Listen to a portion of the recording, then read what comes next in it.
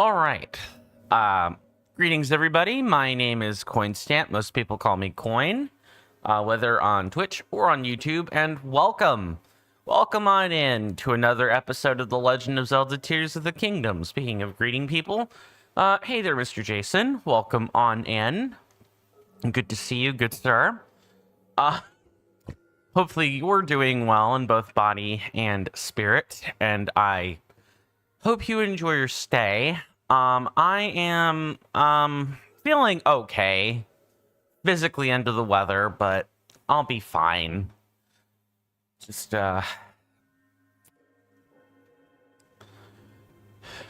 dealing with, bloat. Having a blah day, I suppose. But I'm hoping that you guys will help make it better. Speaking of, before you guys making it better and everything, before we begin, I would like to take a moment and read out the appreciation placard that that you guys get at the start of every stream.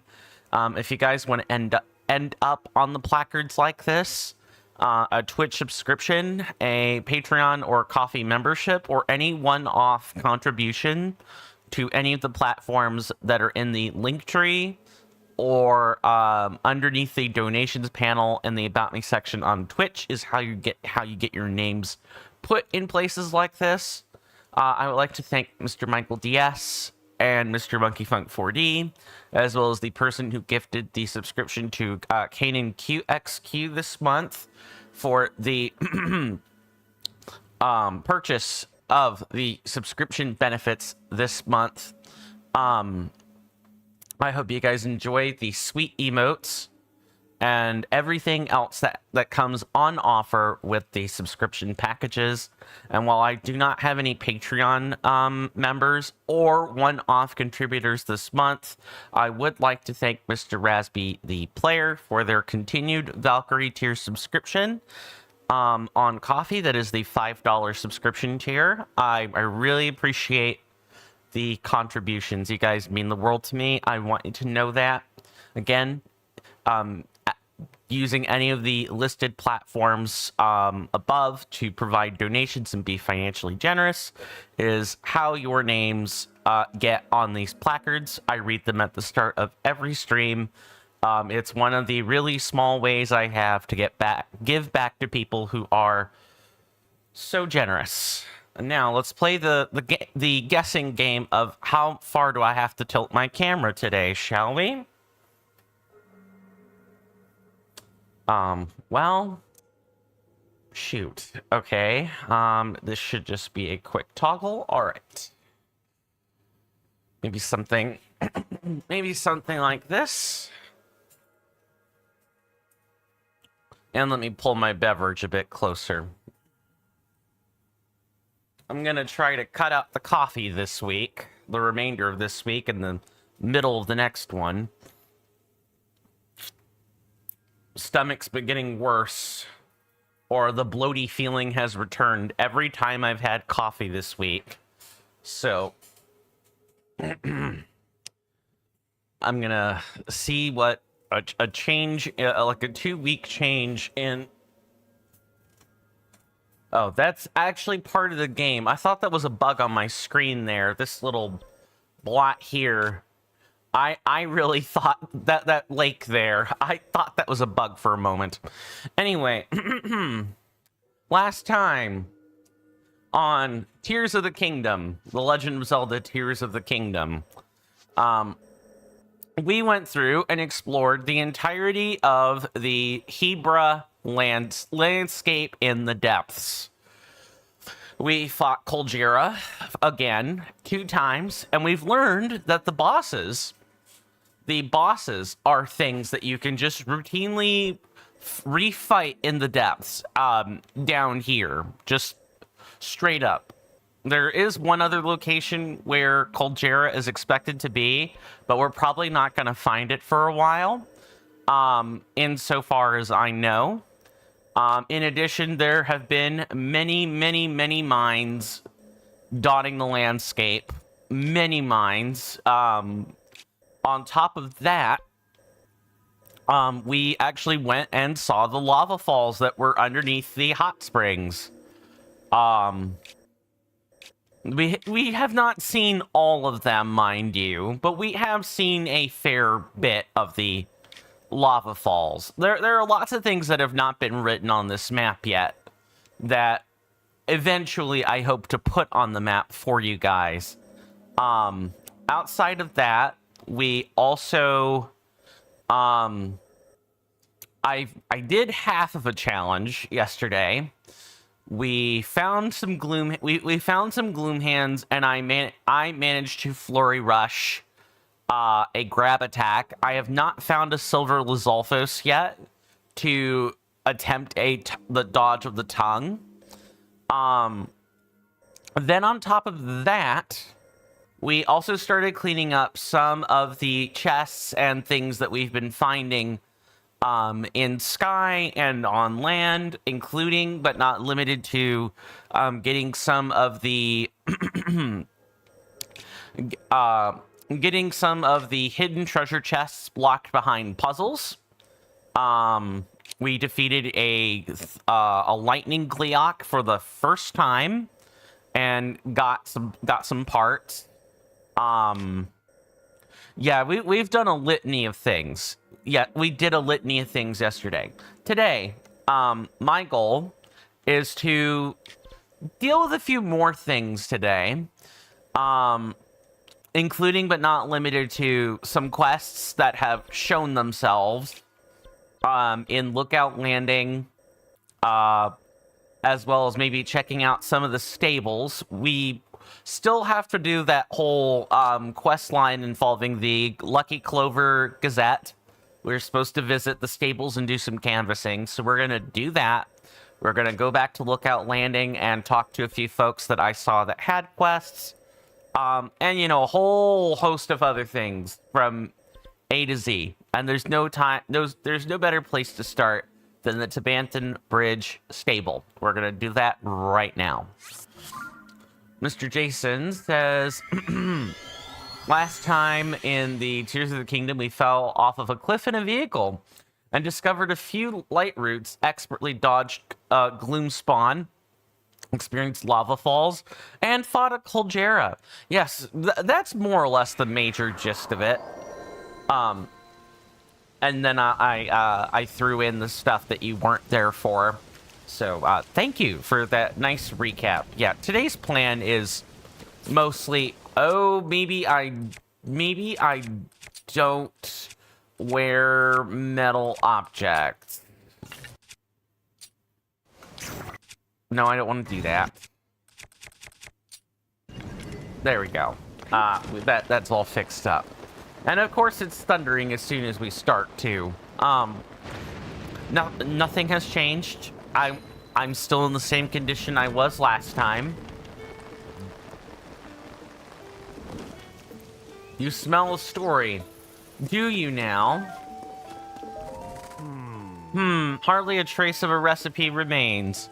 Just the remnants of a half-eaten Hylian pine cone. Hylian pine cones. What? You don't want to eat those things. The oil, like, boosts flames. You don't want to do that. Alright.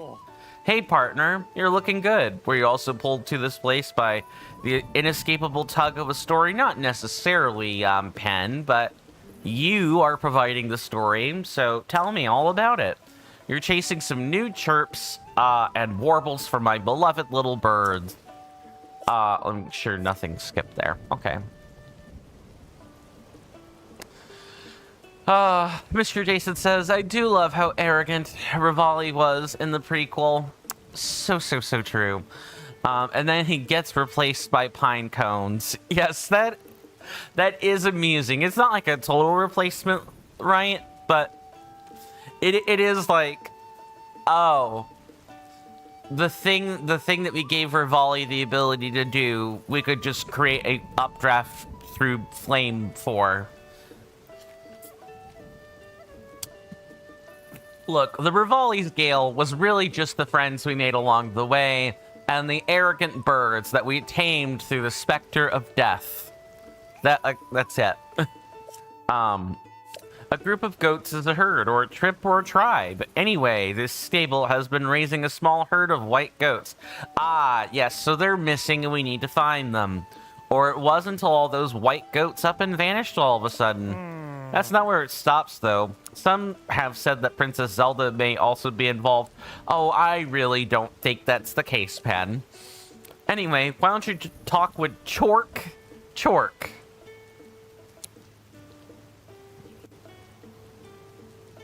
Rivali's gale was just a mixture of hot and cold air.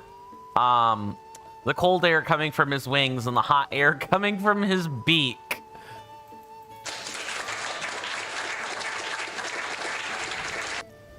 Greetings, Mr. Shiny. It's been a while since since you've last stopped by. It's good to see you. Hopefully you're doing well, good sir, in both body and in mind, and I hope you enjoy your stay. How have things been with you recently? If you don't mind my asking, and only if you feel up to sharing. Please don't be compelled to answer questions from me. A lot of folks have made it clear. Yes. Also, you've had someone asking about you a lot. Mr. Jason has been talking about you a lot. So you have a fan. The guy who's taking care of the white goats. I'll look for more clues. Partner, time for you to get to work. There's a big scoop here. I can feel it. White goats gone missing. It seems that all of the white goats kept in Tabantha Bridge stable have run off together. According to Penn, these events may somehow connect to Princess Zelda. That's a stretch, but we're going to see how much of a stretch it is. You may learn more about by speaking with the stable hand, Chork, who's responsible for the white goats. Chork, huh? Alright, you must be Chork right over here. Hey, buddy. Have you seen some white goats around here? I'd given those goats all the love and care in the world, but the other day they ran off together. Oh my, that is a small but valuable brick for your future career. Perhaps.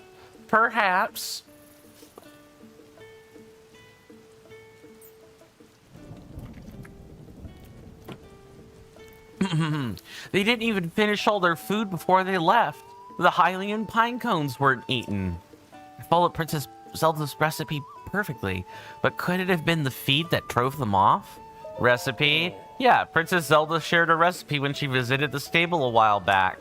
It's really amazing how much she knows about animals. I never would have expected her to be developing healthy feed recipes. I'll make sure I'm not missing stuff. If we get a sequel to this game in the future, I hope that we meet Penn's sibling Paper. Ah.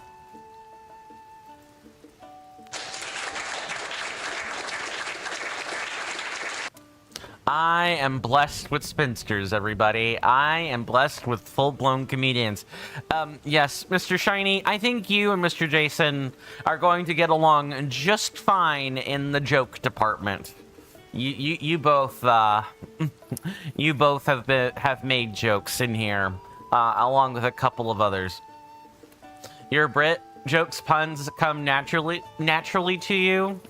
That's fair. That's fair.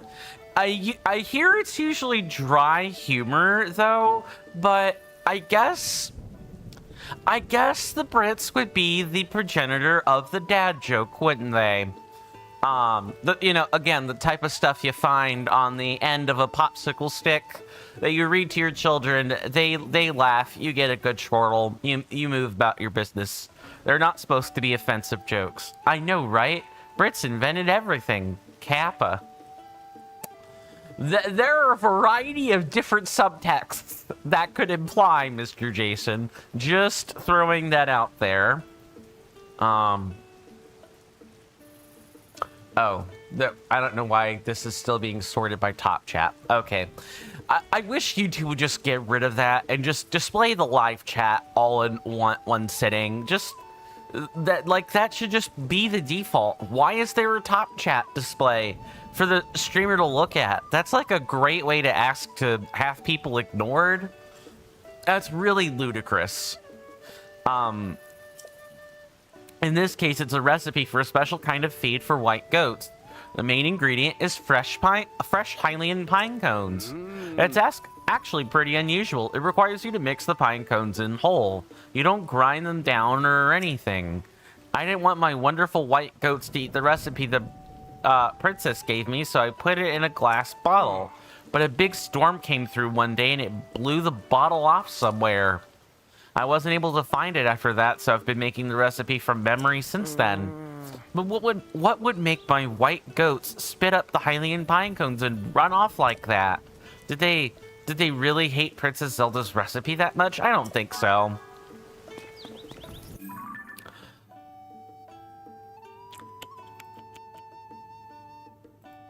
Okay. Oh, I'm feeling a sneeze coming on. Huh. How now? Brown cow. Okay.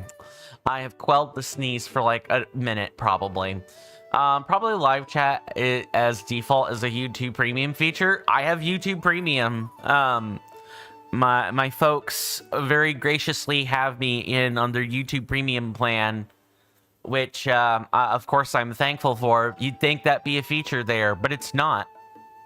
It's not at all. It does seem like YouTube are giving all the worst features for free these days.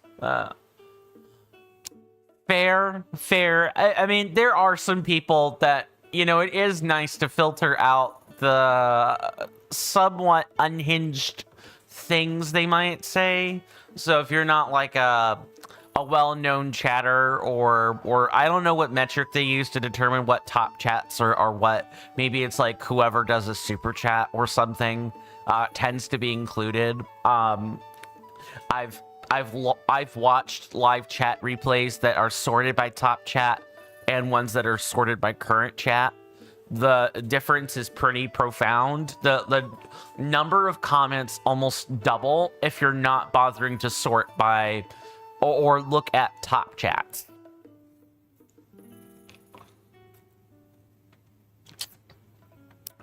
Which, you know, again, it kind of begs the question, what exactly is the feature for? Or maybe I've just never actually looked into why there are two separate chats. Probably worth Googling over break later. Maybe I could come back with an answer.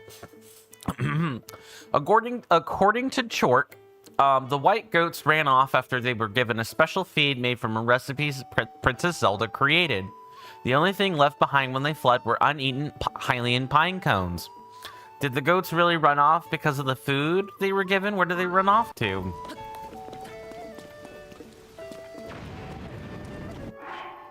I found a joke.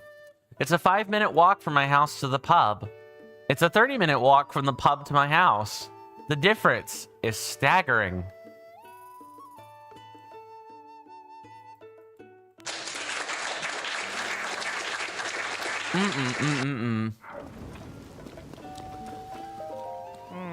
Where have the white goats gone? Why did they escape in the first place? And how is Princess Zelda involved? The more mysteries there are, the brighter a reporter's spirit burns. TotK said the bottle that he kept Princess Zelda's recipe in was blown off somewhere by the wind. As the result, the feed he's been giving to his white goats was made from what he could remember of the recipe. I still can't believe that Princess Zelda would teach anyone a nonsense recipe. That doesn't seem like her at all. It's important that we find these white goats, but I think we should also find the recipe. That might shine some light on what exactly Princess Zelda was up to. I'm going to poke around and see if I can turn up any other information. Keep up the hard work, partner. The answer to this mystery is close, I can feel it. Alright, let me just try talking to some other people. Maybe other people will have information. We'll see.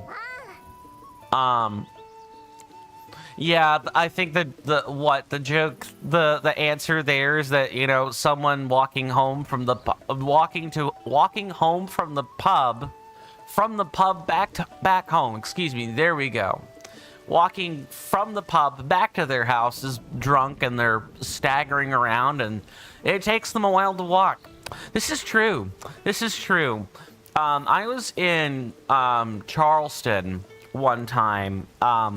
That's a city in the States. It's a coastal city. It's a pretty nice place. And, you know, we happened to be with family, and we had checked out not quite like an Airbnb, but like a condo suite that year. Big place. We happened to park our car on the street one night, and we just saw like 3 men swaggering around drunk, you know, making crude jokes with each other. It looked like they were drunk.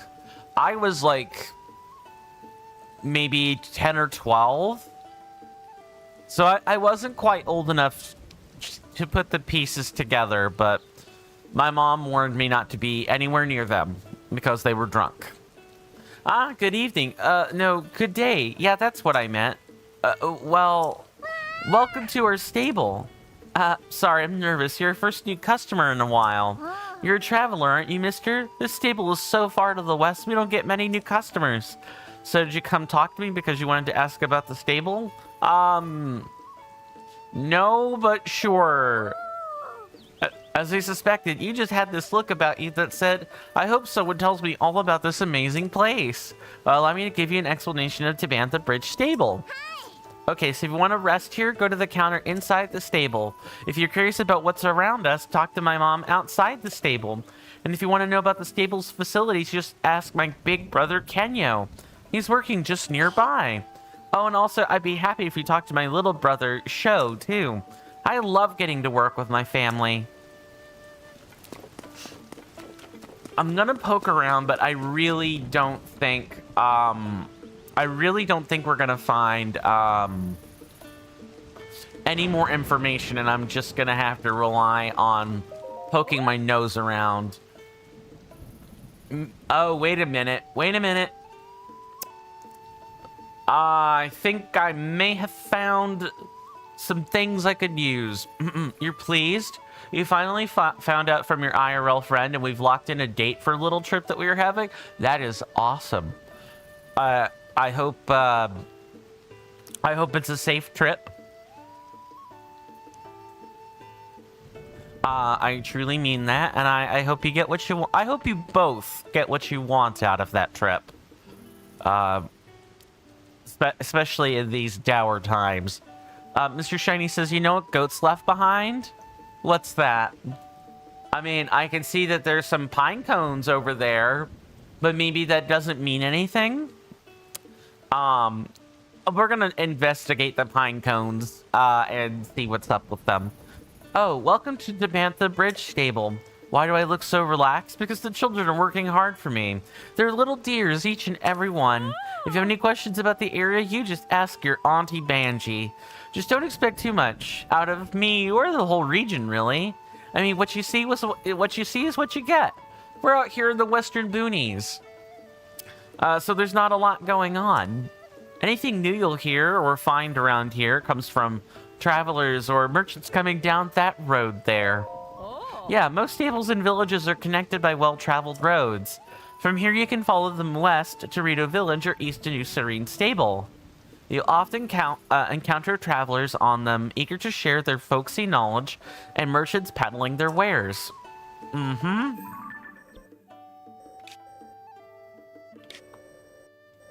Okay, let me make sure I don't miss out on chat. And the man mentioned pine cones were uneaten. Yeah, I see the pine cones. We are gonna look and see if there's like a trail of breadcrumbs, so to speak. I hope it's a trail of breadcrumbs. Breadcrumbs. Good lord. For your friend, it's just a trip out to see their friend. For me, it's the same, but it's also shopping. You got like $400 to spend. Banji seems like she's from Australia. Western boonies. Yeah, that's like calling the place like this the boonies is like really a stretch. There kind of has to be nothing. I had an uncle who lived in the boonies once. He's since moved back to like his home residence. Yeah, okay, so there's like... There are pine cones here that we can use. We can just follow the trail. Let's see what happens. Yeah, he actually built a cabin out in the woods and everything. It was quite the treat. It was quite the treat. I didn't always enjoy going over there, but you know, I did enjoy listening to some of my uncle's stories whenever, you know, he wasn't drunk. Man had a huge drinking problem. Still kind of does, but he's mellowed out about it over the years. But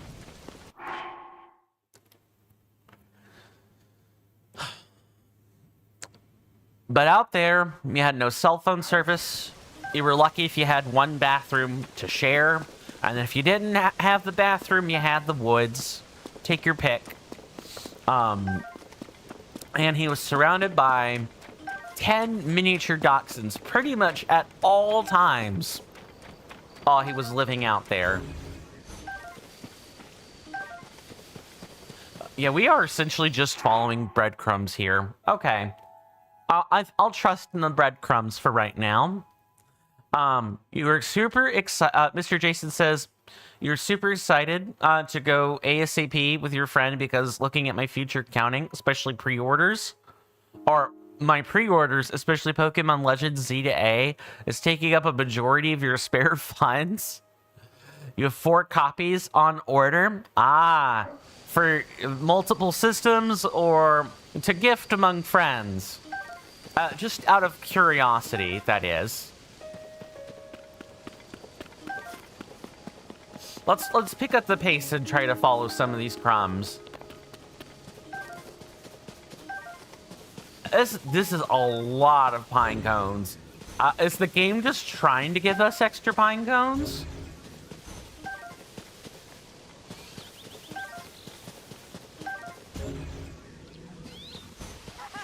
Oh, nice. I did not mean to fire that swallow bow.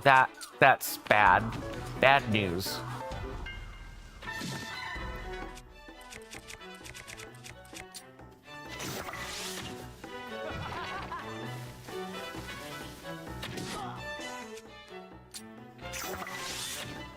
Really? Stop.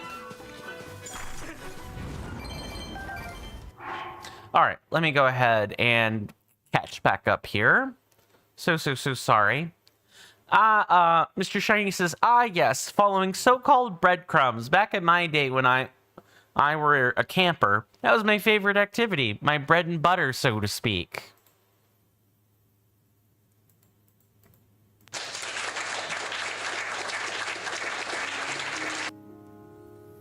One for the Nintendo Switch and 3 copies for Nintendo Switch 2, Mr. Jason goes on to say, and only because of bundles? Yeah, I say. I'll say. You sure made that Yiga chill out.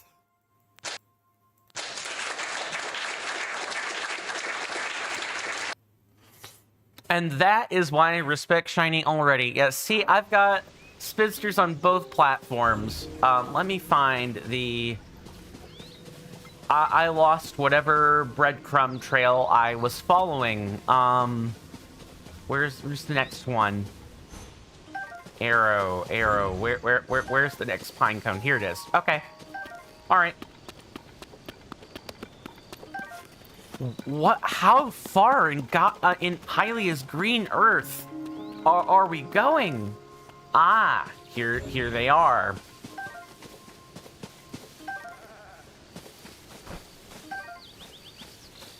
Interesting. But what are we meant to do about this? If anything. That surely was a cold greeting with that Yiga, I have to agree, says Mr. Shiny. Yeah, I made sure to give him a proper, frozen send-off, so to speak.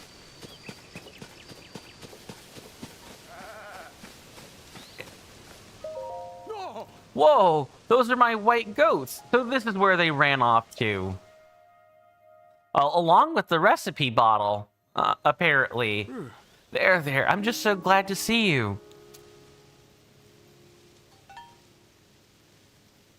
Coin gave that Yiga the cold shoulder, plus more. Oh, man. We're real knee slappers today, huh? That's fine. I enjoy the knee slaps. Really, truly.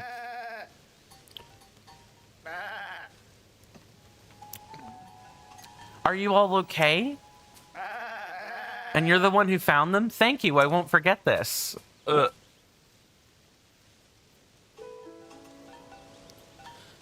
and Mr. Coin, you can't say the reason? Of course. Security reasons and everything. But your IRL friend is a bit down on their luck at the moment for personal reasons. Yeah, I know what that feels like, on a personal level.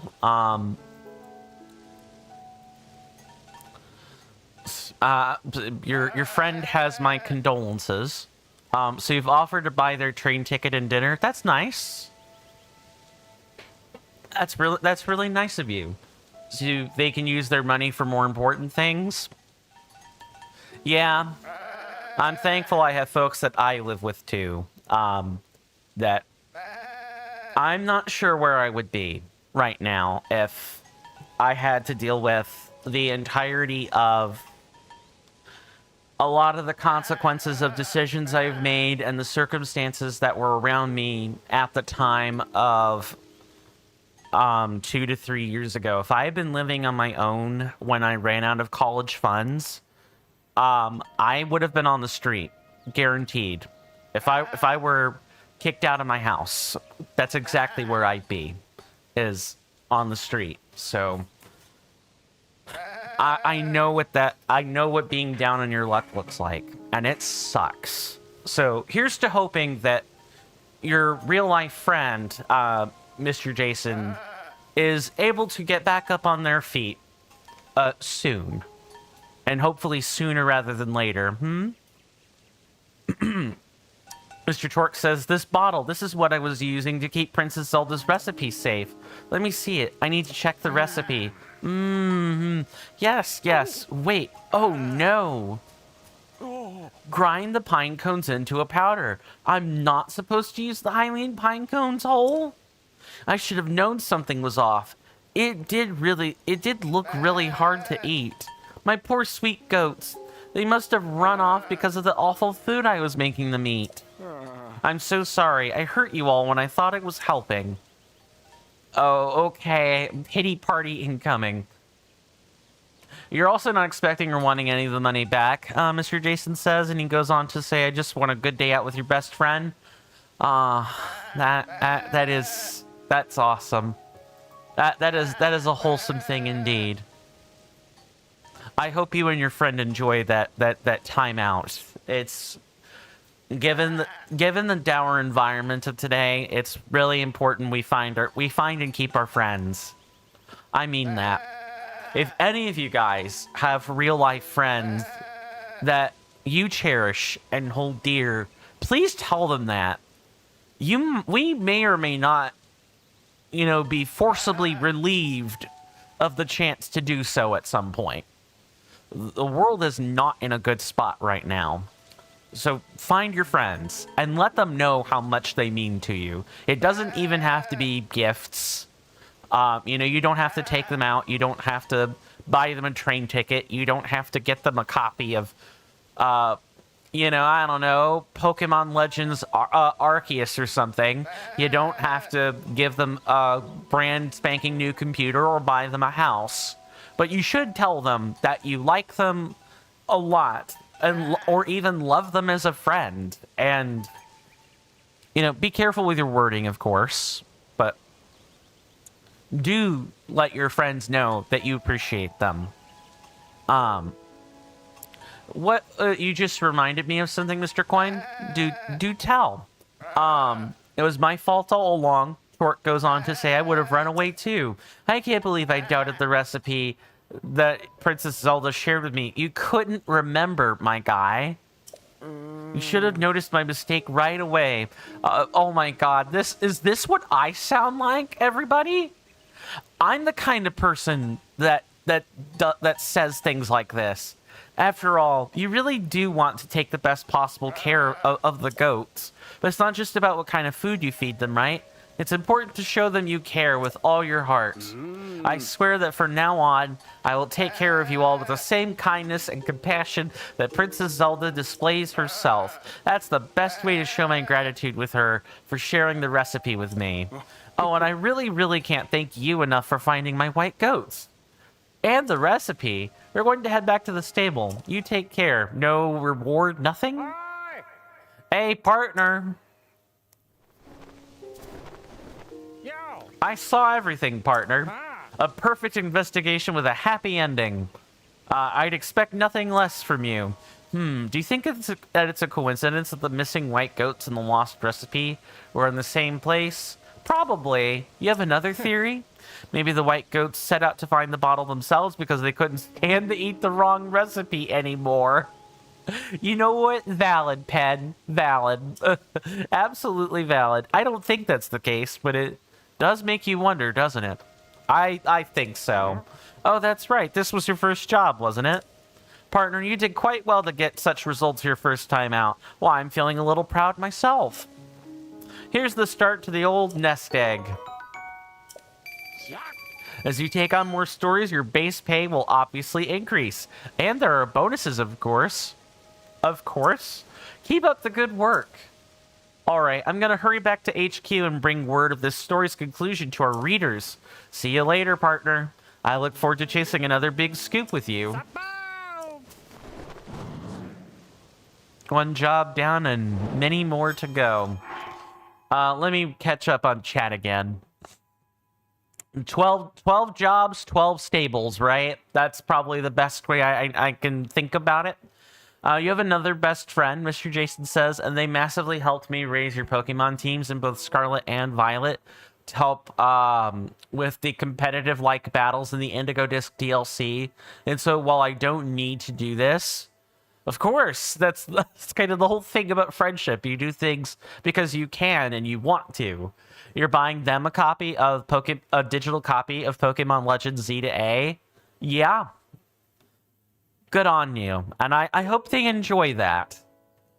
Mr. Shiny says, you can notice that Pen is not the smartest shed in the tool. Indeed. Indeed, but he tries his best. At least that there, I mean that a little bit less condescendingly compared to Mr. Addison. Oh boy, Mr. Addison really does try his best, doesn't he? You found the white goats that went missing. Chork is incredibly remorseful for having messed up the animal feed recipe, and even more remorseful for having doubted Princess Zelda's recipe in the first place. I guess he was thinking he didn't have to grind it up, but he should have made some key notices. But again, he was doing the recipe from memory. What did he... man, if that's what I sound like, I have some introspection I need to do, I guess. After you told Pen what happened, he returned to the newspaper to write up an article about the event. Nice. Nice. Okay. So we've cleared up that little mess. Let's go to the next one at the New Serene stable and see what's up. I'm following a trail, everybody. There's a reason we're doing things this way. Promise.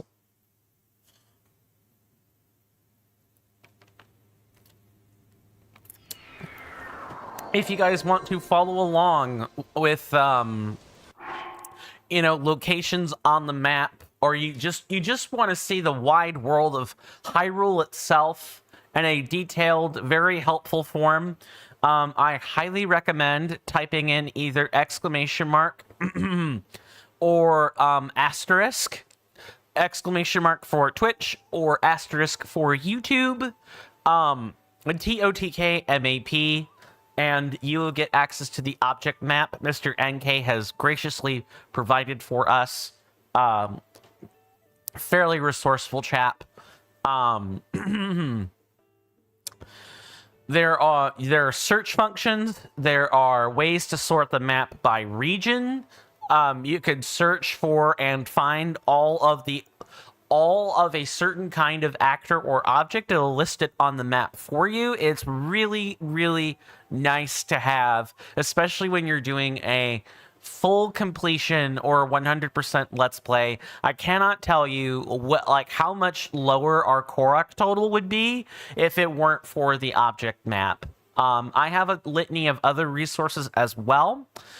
You will find those either in my Discord, on my Discord server in the commands channel, or on Twitch or YouTube. I'm sorry, on Twitch. If you type in !firebot commands, you'll get the whole list of publicly available commands, which should include those. And for you guys on YouTube, I believe asterisk commands does the same thing, but I do also have a timer, a message rolling out on YouTube every so often with all the commands listed. Feel free to try any and all of those. Let's see, Mr. Jason asks, this is random, but what chocolate do I like? I am a huge dark chocolate enthusiast. I have a sweet spot.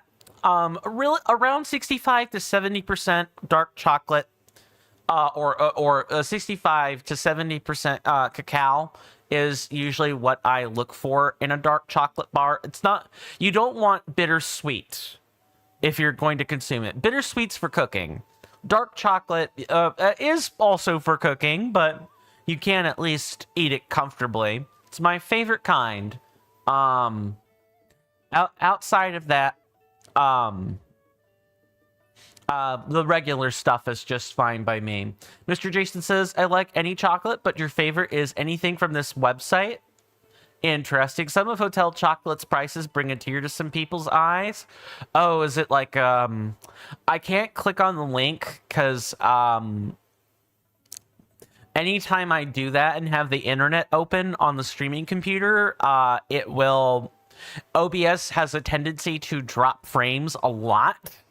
That's the thing about having a ton of programs open. Just one little thing could be enough to send the whole operation into a nosedive spiral. But I will remember that it is Hotel Chocolate. I can imagine that. Fair. Hotel Chocolate is a luxury brand.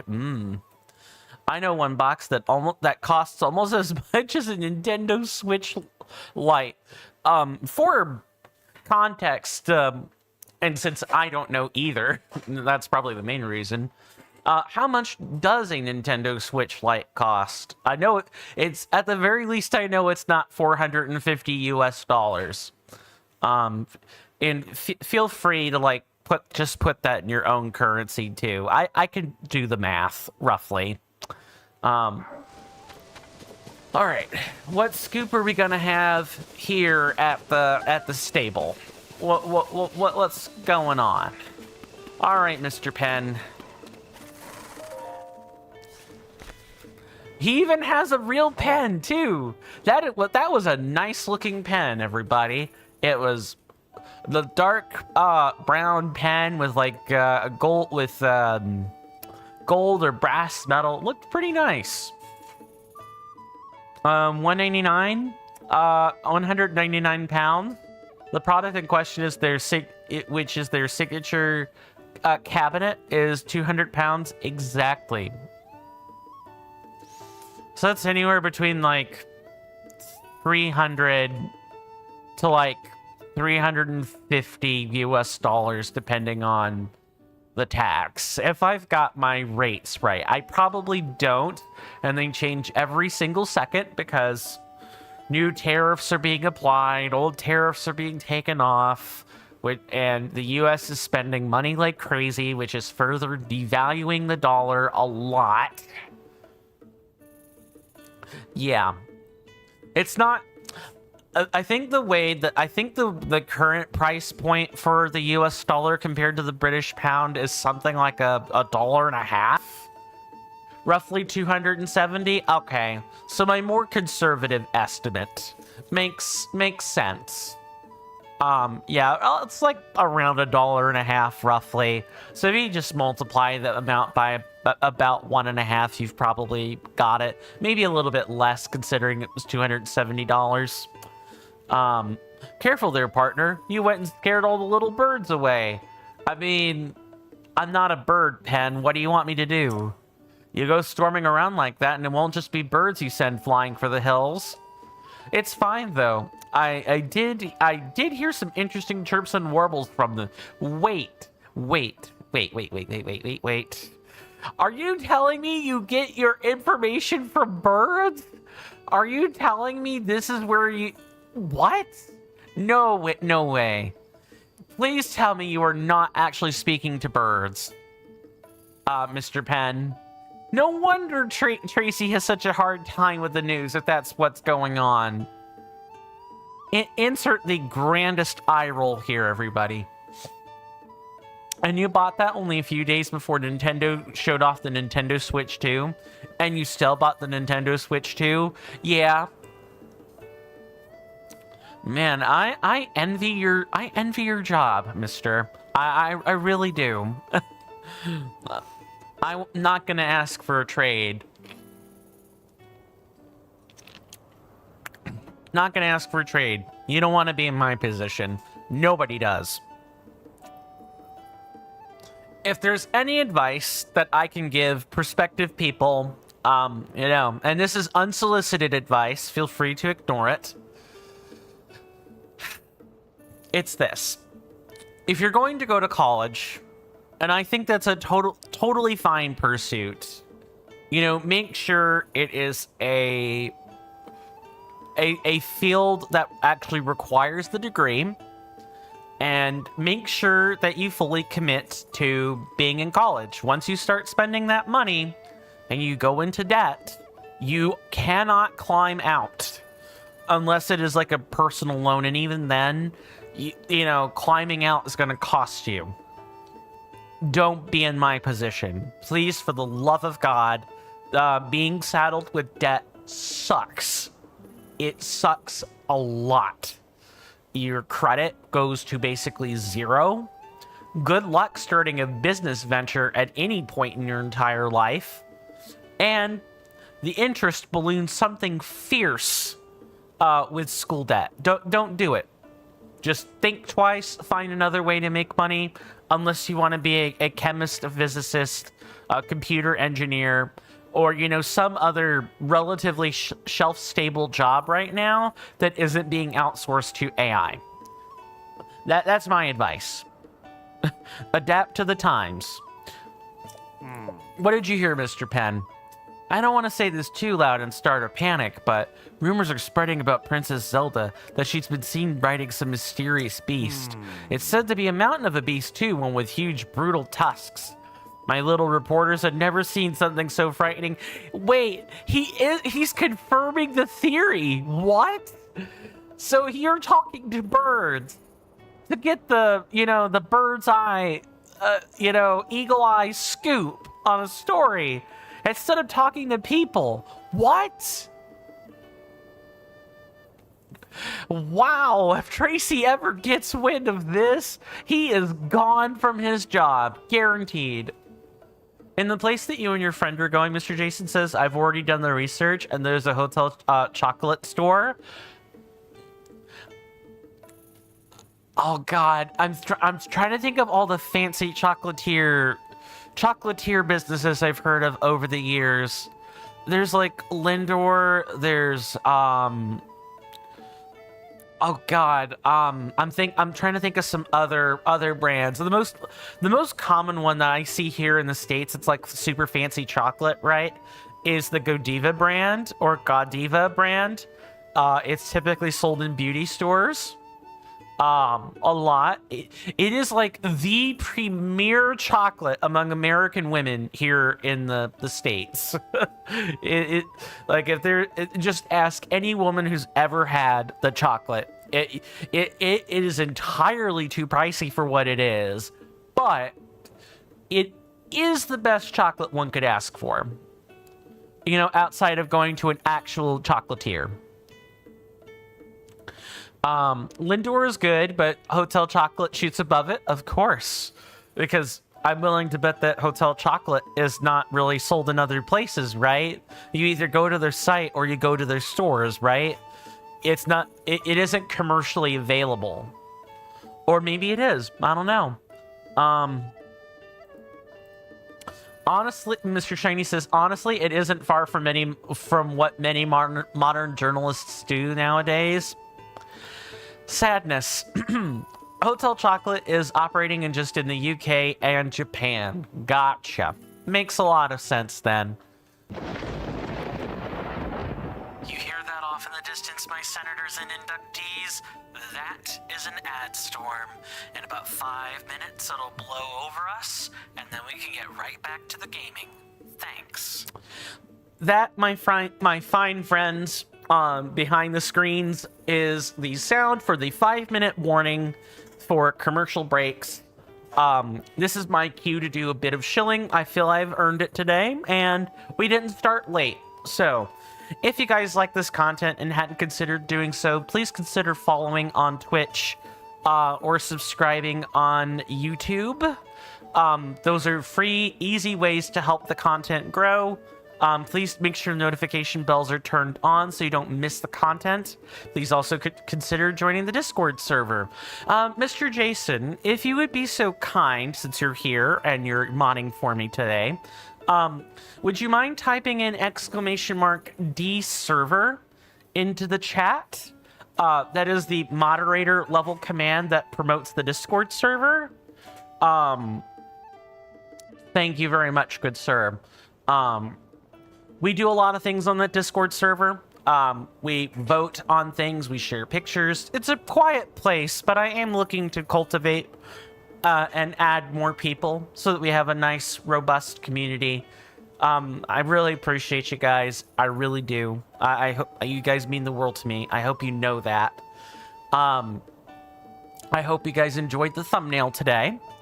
And before we get back to good conversation and good gameplay, the commercial breaks are roughly 3 minutes long, run at the top of the hour, and it's all scripted. It's all on a timer. Wouldn't do these if I didn't have to, but you got to do something to mitigate pre-roll on Twitch. My apologies to the folks on YouTube that don't have to put up with this on streams currently. And I will check that out over break. You've got my word. I'm sorry, I just blanked on where I was going. Oh, Hotel Chocolate, the signature cabinet. Yeah, I'll make sure I check that out. There will be a timer in the upper left-hand corner of the screen when the screen switches over to the intermission screen. When that disappears, we get right back to the gaming. We get right back to where we left off. It's pretty scripted. I think there may or may not be a 2 to 3 second delay today. But we'll see. The introductory ad roll at the start of the stream was about 2 to 3 seconds off. Usually that gives me a good basis for how much of a delay Firebot is operating on, but it should be pretty mild today. Let me make sure I've not missed anything else. Okay, no. Hotel Chocolate, the signature cabinet. Yeah, I'll make sure I check that out. I should be able to click on that link on my phone too. And then I haven't seen anything else new on YouTube, but to fully make sure I've replied to that comment, yeah, it kind of sucks that we're back, that we've never really left the muckraking era, but it's the truth. I'll look forward to hearing what you think when you return. Yes, sir. I'll make sure it come back with suitable information. My little reporters have never seen something so frightening. Of course, what made it far worse was that it seemed like the princess herself was controlling the terrifying creature. I find it hard to believe a beast like that could really be lurking in Hyrule. But if this terrifying monster exists, then the implications make this a very, very huge story. You know, there were guests at the stable talking about some kind of rumored beast, a bickering pair of brothers, right? My little bird informants told me that there have been a number of sightings in the subtropical region in the south. If we want to learn more, we should dive beak first into this stable and others to see if there's any truth to these rumors. We just need to peck away at this. Sure, Jan. Dang it, Pan. Until we figure out if it's an enticing truth or an elaborate fiction. And I will come back and read everything after the break. See you guys then.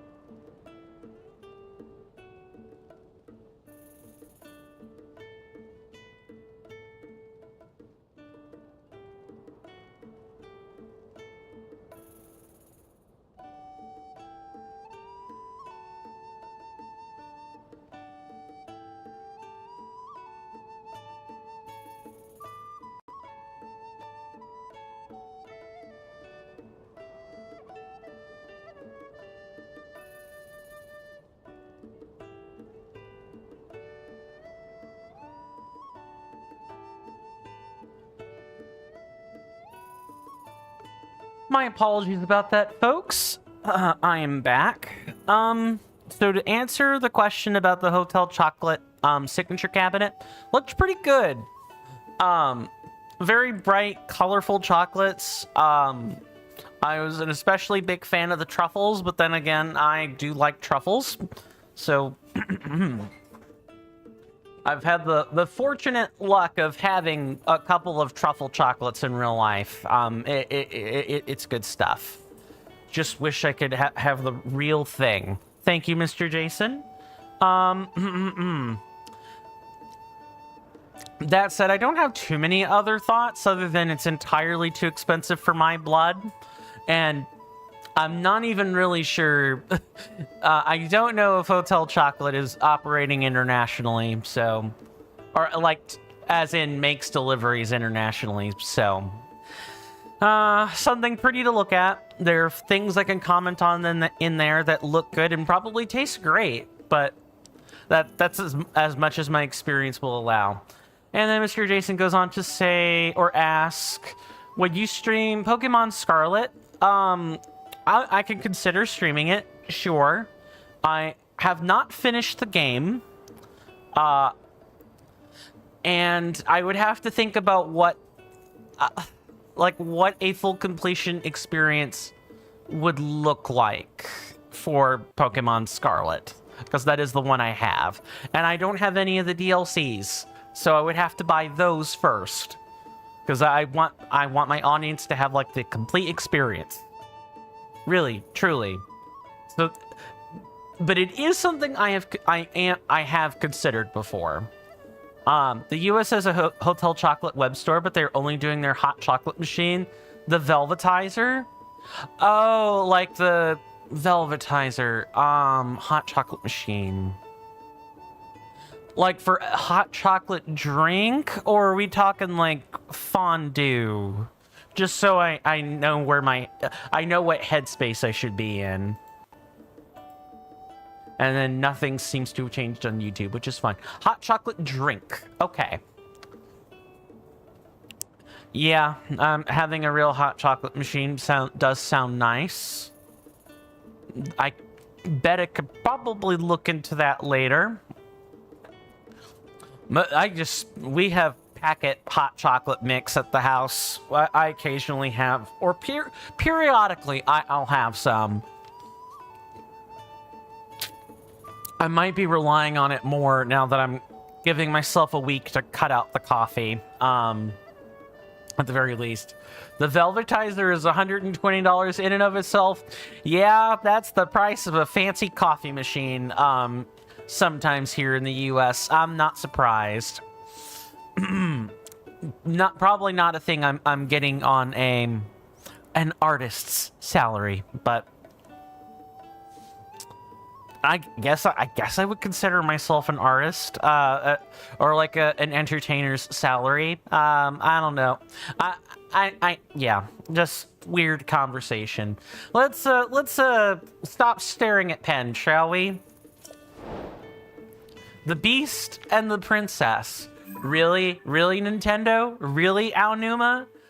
Wow. You know what? I guess Aonuma is not the worst offender of this, right?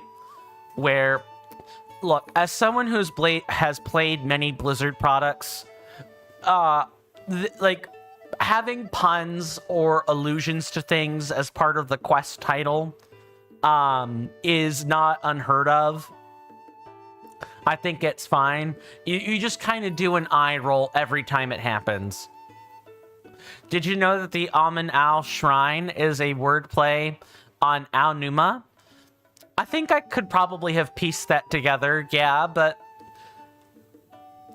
it is kind of a wordplay. In fact, if I look at that, you quite literally they just literally broke his name up into 2 words, and at least I think I remember it being 2 words. Yeah, they literally broke his name up, scrambled it around, or like made an anagram of it, and called it a day. Fitting. Classic. World of Warcraft does that sort of thing too. Or I should say Blizzard for that matter. They love naming things after their former employees.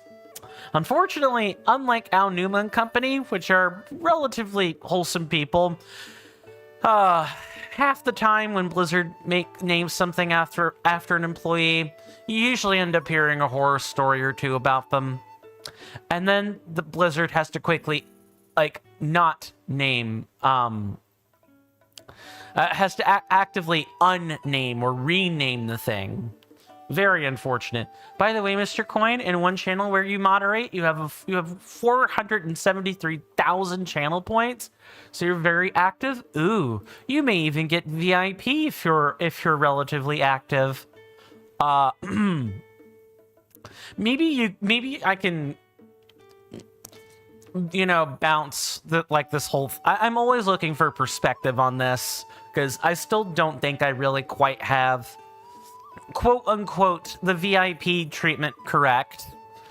But from what I understand, VIP is basically not something that's really worth channel points. I don't know if you deal with that status on channels super often yourself, but it wouldn't work for me. Adding a mod as a VIP removes mod. Interesting. Okay. So then I guess I'm merely asking for perspective then. In that case... Huh. I thought it was kind of like an extra badge, but I guess you already get the privileges that come with VIP, if that's the case, right? So VIP is like what? You get to talk in emote and slow only chats. So being a mod already it invalidates the whole thing. Okay. I need to rethink some things about VIP then. Maybe Raspy was right. Maybe that's the kind of thing that I reserve for, you know, common, you know, series regulars. He talked about this pretty prolifically when he visited like a month ago, and I was toying around with the VIP reward. There is a soundboard or a sound alert that comes along with that, but if it's kind of pointless, if that's kind of something that people can accidentally remove mod status from, or like other rewards, I'm not sure I want to get people mixed up in that. Things to think about. You would definitely recommend what Raspy said? Okay. I'll definitely continue thinking on it tonight, and I'll probably get a move on that sometime tomorrow morning. Sometime tomorrow morning before the stream shows up. Before I have to do the stream that day. Let's see. Penn has heard rumors that some have seen Princess Zelda riding a mountainous beast with brutal tusks. These sightings come from all over, but seem to happen in a more subtropical region in the south. You may learn the truth behind these rumors at various stables from the travelers who gather there. Okay, so this is telling us to go to another stable? Down south? Well, that would be Farron. The Farron region. We're not going to be going to that for quite a while. So, for the time being, that gets to stay that way. You and Raspy may have had not so good beginning, but you know, hold no hard feelings, as they seem cool, and holding grudges would be unbecoming of my role in the TCC anyway. Yeah, Raspy has my best interests in mind. I appreciate his presence. I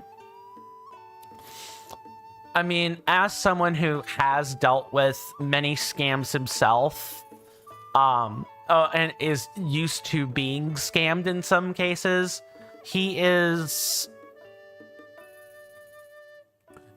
very much the healthy skeptic. He is the man I turn to when I need to talk, when I need to ask, should I be more skeptical of something? Doesn't mean his perspective is always correct, but that's kind of not the point. You appreciate his vetting? I apologize for whatever brash exchange may have come of that. Thank you, Mr. Jason. I appreciate the latitude. Now, why don't we... Let's see, I guess the next thing we can do, right, is go to Lookout Landing. There are a couple of things I want to do there. One of which is talk to the guy standing in front of the strategy table. He had a quest that I've been meaning to pick up. We also may or may not have a few other people that we can pick up quests from, and we can deal with the object of today's thumbnail, at the very least. You're very welcome, Mr. Jason. Absolutely no problem at all. Carson, why are you looking in front of the tower? Link, hello there. So, what do you think of the old handy-dandy Skyview Tower, eh? The Skyview Towers are a result of the sweat and toil from those of us at Hudson Construction. Pura charted out the design work naturally, but the project was huge in scale and sent us all over the world. Yep, originally it was just a humble shop in a small village called Terrytown in Akala to the northeast. But the boss, Hudson, is just brilliant when it comes to constructing things. Princess Zelda caught wind of his brilliance, and before you knew it, he was entrusted with restoring all of Hyrule. I heard that lately he's been making dream homes for folks, though I couldn't tell you much more about it. If you're curious, then next time you're out in Akala, I recommend dropping by Terrytown. Yes, many people in my chats lately have been saying, go to, like, almost banging their fist on the table, go to Terrytown, go to Terrytown. Because there are many services that you'll find right in Terrytown. I appreciate the enthusiasm, I really do, but I have a plan. Trust me, I have a plan. All I ask for is patience in implementing it. Mr. Jason says, for a little chocolate bar can be up around $1 to $1.50. I assume Hotel Chocolate's cheapest item, a chocolate lolly, is around $4. Since you're listing that in dollars, yeah. It's like, it has to be like, what? Like about £1 for a little chocolate bar then? Maybe not quite £1? I mean, $2.95 in pounds. Gotcha. Wait, what? Okay, hang on. I gotta do math. Oh, this is the $4 value. The cheapest item is £2.95 pound. Got it. Okay. Cool. It took me a second to think about the value. I also had to make sure I was referencing the right number, which I definitely wasn't. Yeah, goes to show that if you don't pay attention, you can end up wildly under budgeting for something. I would be very blown out and very upset if I came in, you know, with $1.50, wanting to buy a little chocolate bar, and then being told, nope, you need 4 buckaroos for that, friend. Nice try, though. But please do tell your friends about the hotel chocolate, will ya? Yeah, I would be sad. So yeah, pay attention to the dollar amounts, everybody, or I guess the monetary amounts. Yes, and $4 and sales tax. That bigwig, Wordsworth, he was looking at the stone tablet in the base of this thing before taking off for Kakariko Village. It would have been nice if he'd just taken this massive obstruction with him, though. If it falls down, it'll be dangerous. Plus, it's in the way, so I want to demo it. But that lady from the Zonai survey team is standing watch. If I mess with it, she'll probably send me soaring straight into Death Mountain. I see. That is the face of a plotter, everybody. This is where the real plots are. Behind them staring intense eyes. Alright. Let's see if there's anything else. I'm just going to take a quick poke before we go down into the emergency shelter and grab the couple of quests I know are there. Hi, Mr. Hestu. There's a shop here, huh?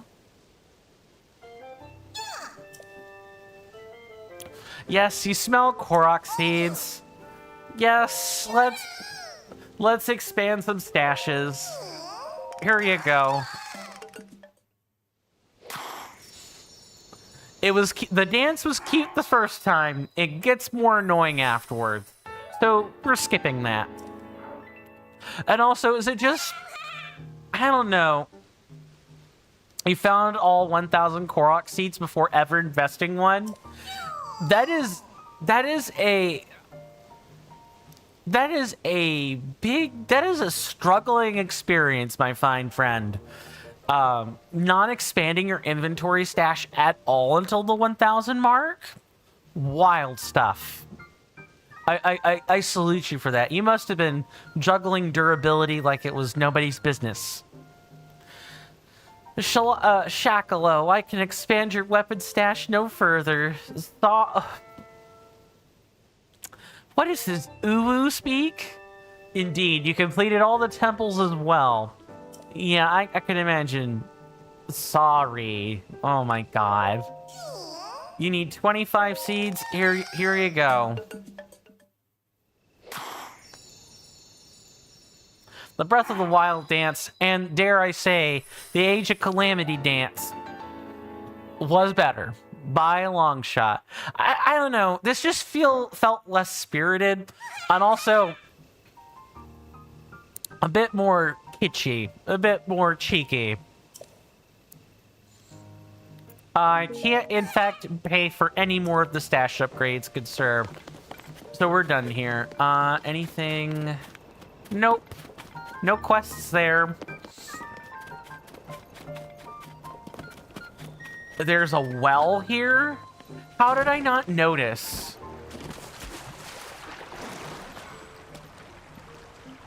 A new well, a neat beat. Hey, it's you. I'm fascinated by the many old wells across Hyrule, but new wells are pretty interesting too. Are you eventually going to discover all 54 wells? The game told me there were 58 of them, I think. But, yes, I do intend on, you know, setting foot in all of the wells. Absolutely all of them. It's all part of the full completion experience. I really want to soak in everything this game has to offer. You know, oh god, I was gonna try to do a joke there, but yeah, at the bottom of every well included, no matter how big or small, no matter if there's an aquifer running through it or not, we will delve into all of them. All's well that ends well. I feel like that was a bit of a stretch there, but I certainly couldn't blame you for spinning the joke there. I'm fascinated. Oh, right. Yeah, I already read that statement. Like this one. Oh, if you come to tell me about the location of more wells you found? Sure. Here you go. Thanks. So 10 of them this time. 100 rupees total. Thanks for sharing. I'm excited to go visit all of these wells. Let's see. How many left across Hyrule? Oh, there's still a total of 39 to find. It can be hard to find old hidden wells. If only there was some sort of tool for searching for things. Let's chat again if you find any more well locations. I guess I didn't think this area had a well. I guess now I know. It had a well. Alright. But more importantly, let's see where this takes us. I'm excited to go visit all of these wells. Proceeds to never leave the Lookout Landing well. Oh, she never leaves? That's hilarious. That's pretty funny. My goodness. Oh. Interesting. I wonder where I think we can ascend through that, but let's see what's in here. Oh, it's just a claymore. All right. You know what though? I'll take it. She never leaves here. That makes her pretty easy to find.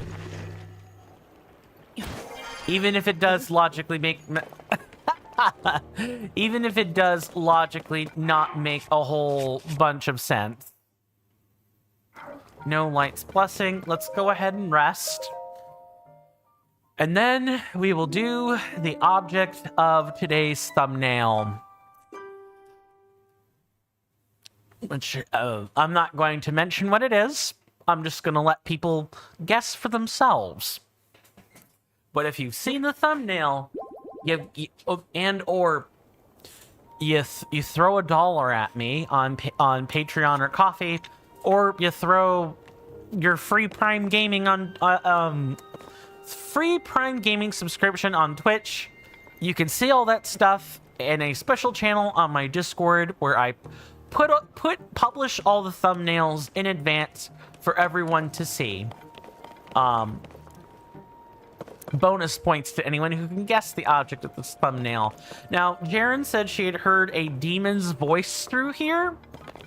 So that's what we're going to go check out here in the Royal Hidden Passage.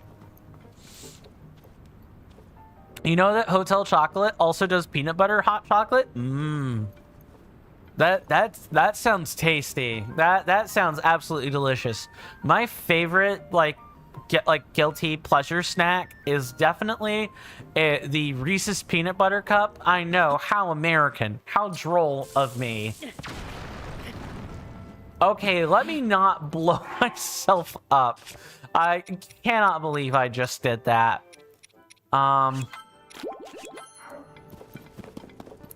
Yeah, let me not do that. Especially the chocolate syrup stuffed cups. Those are pretty good. The caramel ones are like a close second.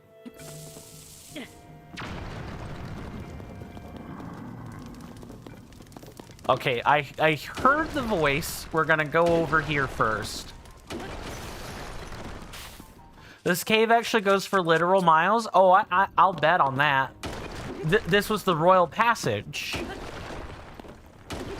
We were literally here at the beginning of the game.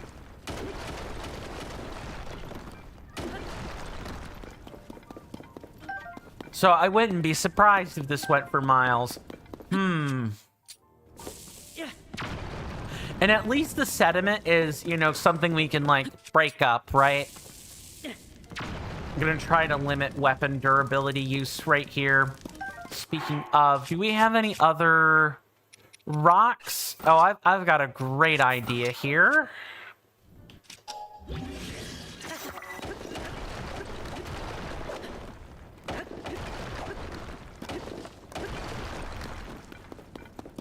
Wow, you're not kidding.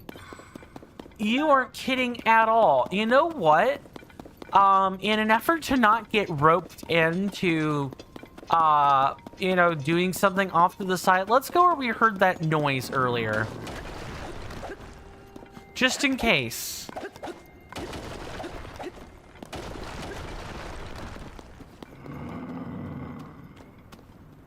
Ah, it's the horned statue. Somehow a Stalnox fell down here. I wouldn't be surprised.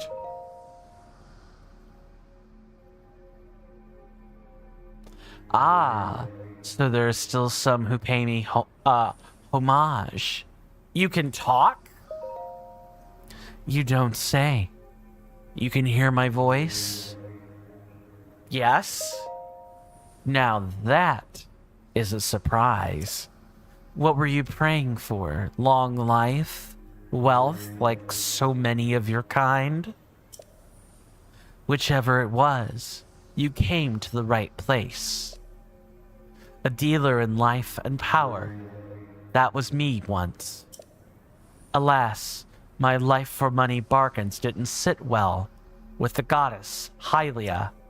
She turned me into this stone statue. Long ago. Even then, I continued my bargains as a statue in a village. Still, the goddess did not like what I was doing. I was banished from the main street to the outskirts of town, scorned and neglected, but that was not enough for her. Again, I was sent away. I spent time trapped in a pond with only fish for company, and finally, here. Perhaps another might have learned a lesson from this, but I have not. No, I've only been biding my time for the moment when someone who can hear me appears. Someone such as you. I'm sure we can reach a beneficial arrangement. I have dealt only with fish for too long, and fish make terrible deals. Now then, shall we strike a bargain? Hold still and don't fret. I'll take care of everything. This won't hurt a bit.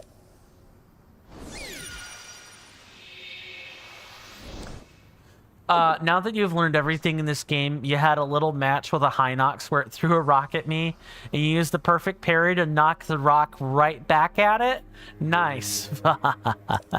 My touch is as subtle as ever. Note how I took that essence from you without leaving a mark. You give it back. Did you think I'd deceive you? Perish the thought. I hope that ours will be a long and profitable relationship. So which will it be? Give me my health back? Like now? A wise choice. Now remain still.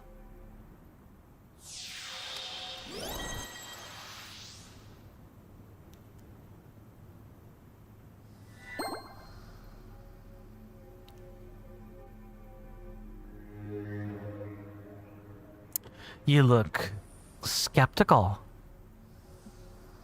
Let me try that one more time. You look skeptical. Not to worry. Money and life are all as one to me. If you're ready to begin, then first you must sell me either type of essence for 100 rupees. If you want to buy an essence back, the price rises to 120 rupees. Before you cry foul, know that you may choose which one I return to you, a heart container or stamina vessel. I'm eager to help tamper with your essence any time you want to return and pray here. I thought we were going to be sent on a quest. The horn statue returned the essence it stole from you. It claims to be open to further essence-related bargains. It will buy your heart containers or stamina vessels for 100 rupees and sell back your choice of either of them for 120 rupees. Yeah, so just like in Breath of the Wild, this is the horn statue. Sorry, I felt a huge burp or belch coming. So sorry. So if you're like, I want more health right now instead of stamina, you know, you can pay basically the equivalent of like 600 rupees and you could get like a full stamina wheel. Or you can convert one whole stamina wheel into about 5 heart containers. So if you want to do that, feel free. I'm not going to, but this was the object of today's thumbnail, was the horn statue. I wanted to make sure we did that. So if you guys look at the thumbnail on YouTube later, you'll know what that's all about. Let me make sure I've caught up on everything. That has come a long way from Hiteno Village, says Mr. Jason. Indeed. Indeed, it is that is very far removed from Hiteno Village. It must have like washed downstream somewhere, fell into a lake, or you know, else got blown away somehow. Why don't we take a moment and kind of explore the rest of this, shall we?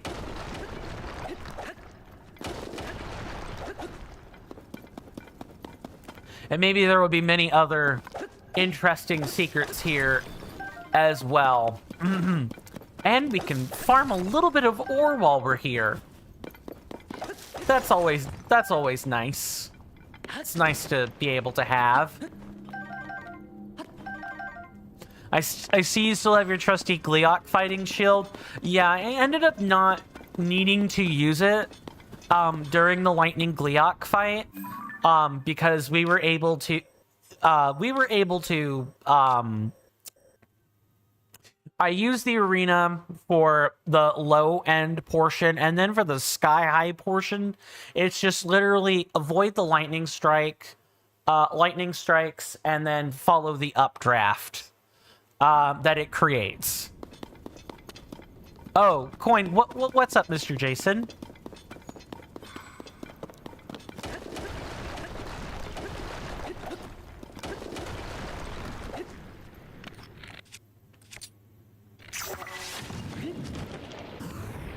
We're just gonna make you hang right out.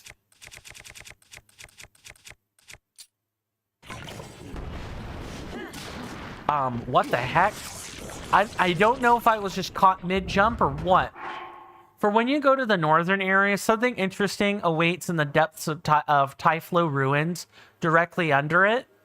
Oh, okay. Something I'll bear in mind later. We aren't going to, like, Akala or Eldon for a fair bit. We're going to be in Necluda after we're done here. But I will certainly keep my eyeballs peeled and my ears, you know, gingerly awaiting. Oh, right. We dropped down. It was from right here, I think. Typhlo ruins. Yeah, I'll make sure I've got that. I'll make sure I scribe that before the end of today's stream. Let's see, probably this. Yeah.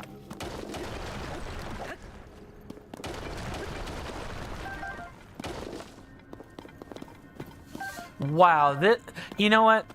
Like I said, this was attached to the cutscene at the beginning of the game, so I can totally buy the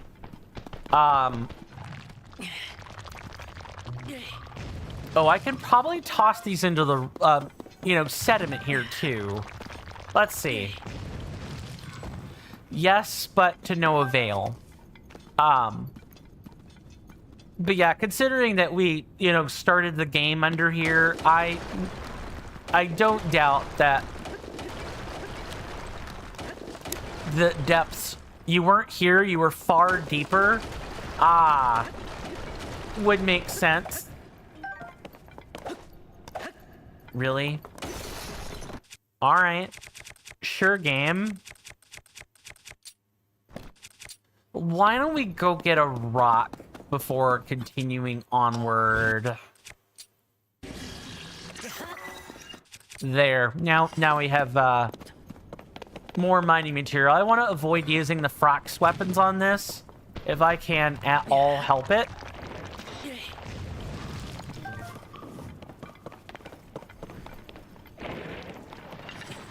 Oh, hi, Mr. Like.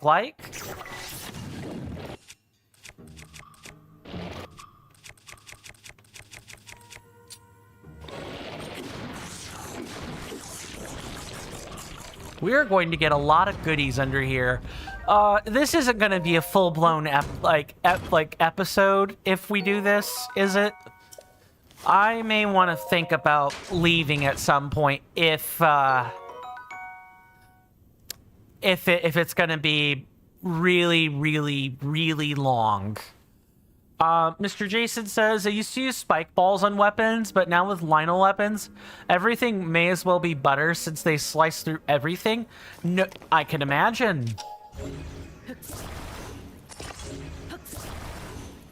Just staple a whole bunch of boxes to each other.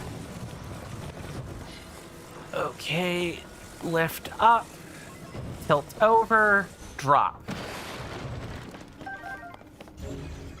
Rinse and repeat until we've broken everything.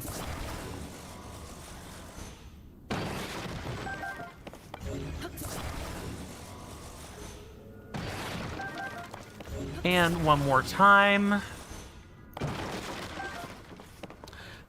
This cave goes all the way to Hyrule Castle. I've told you so that you have a more informed decision on if you wish to carry on.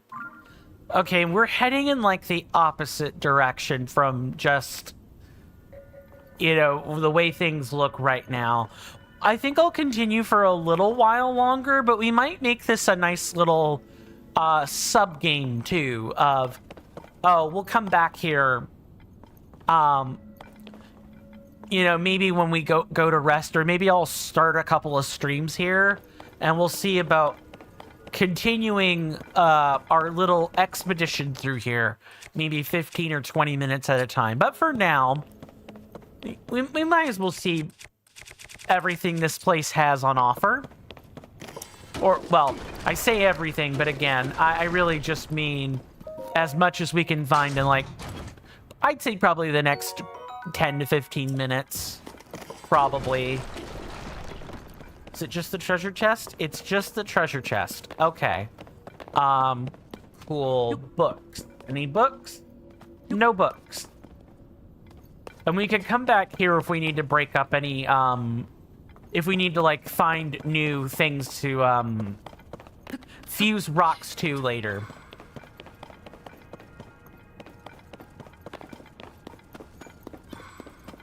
Alright, and then we've got, like, the resistant rocks.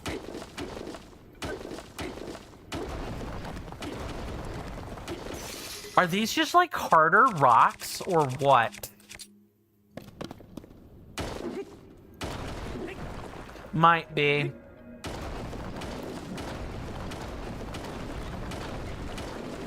And bombs don't usually work too well on this particular sediment either. On Discord, you can, may you send a friend request? Sure. I probably won't be able to accept it until either break or after stream, but you're more than welcome to do that. And I'm probably willing to actually accept it because, you know, we've actually been talking. I can't tell you the number of times that I've gotten random Discord requests from just complete random strangers on the internet, mostly of the graphic design artist variety. Oh, they're so annoying to deal with. I usually just ignore requests from people I know nothing about. Like, I haven't even talked to them one iota.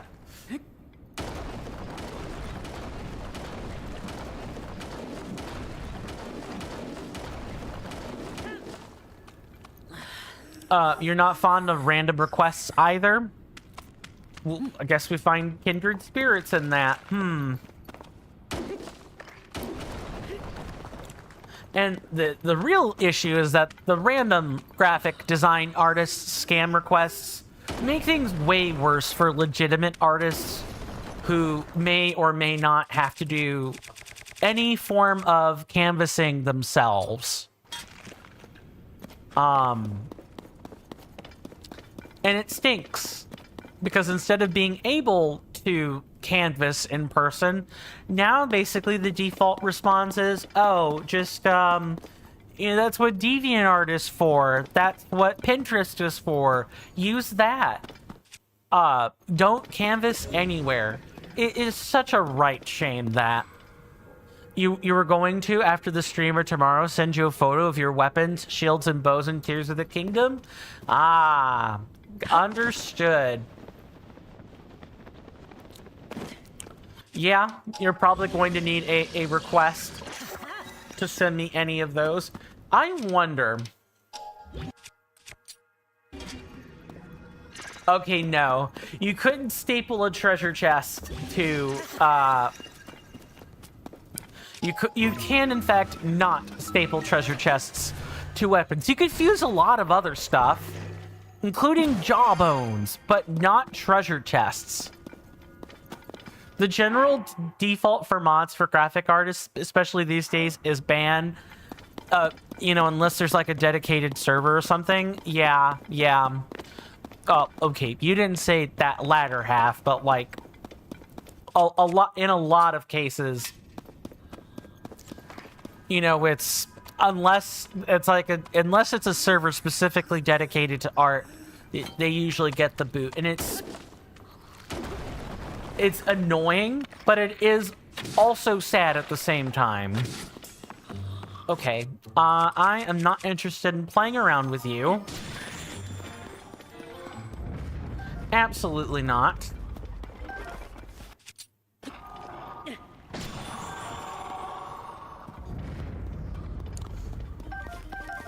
And it's a shame, because I guess in addition to, like, the graphic artist design scams, you know, the AI, the actual, like, bots that are employed by some of these,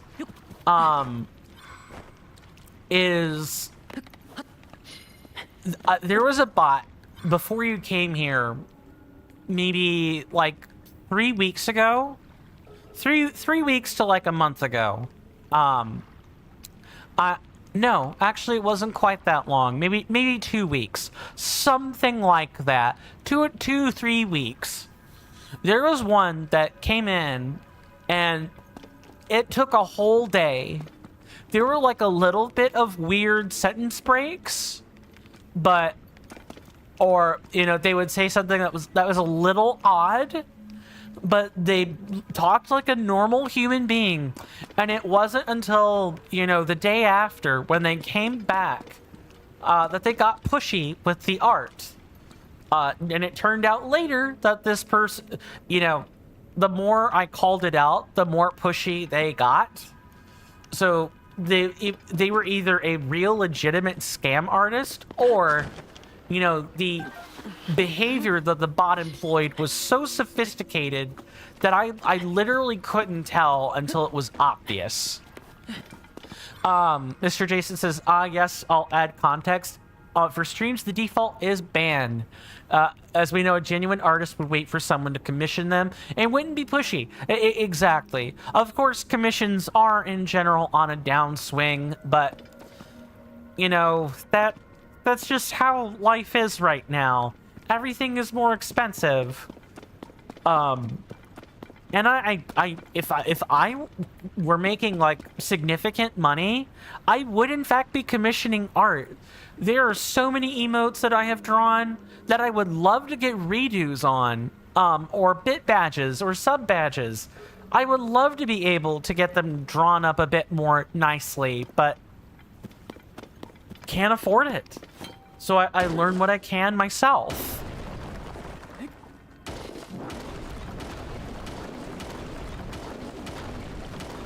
So it kind of stinks, because all these scams are... They make things worse for real artists everywhere. And, you know, now with AI on top of that, you know, I would say artistry... I wouldn't say artistry is dead, right? In fact, we may even come full circle where it's like, do you want to experience high-class art with a human touch? Well, then, please feel free to commission. And if you've come from someone who has scammed you using AI art, we'll even give you a 10% discount on commission. We may even get to like that dreaded part of the cycle, right?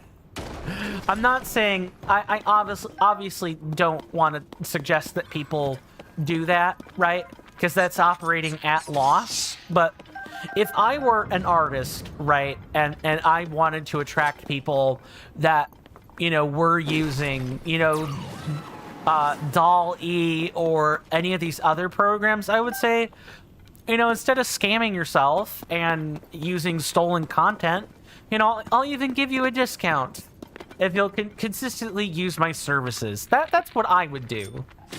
I can't say that that will be an effective business model, but that is at least what I would do. I do not want you touching me, Mr. Electric Keys. Get out of here with that. Wow, so this is the adventure they cut out of the game, huh? You know, they really should have put in more of the adventure here. This is random, but you feel sorry for One Piece in Breath of the Wild. It has 1 HP and use stasis plus on it, and hit it 6 times with a 60 damage weapon. The 360 no scope of Breath of the you know, The Legend of Zelda. The stasis lock.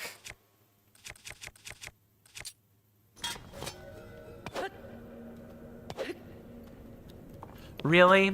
The wrong kind of rock was in this? Nice. Please tell me there is a rock somewhere that we can use. In fact, I know there's one. We were just on a bridge that had one. All right, let's try this again with the correct material.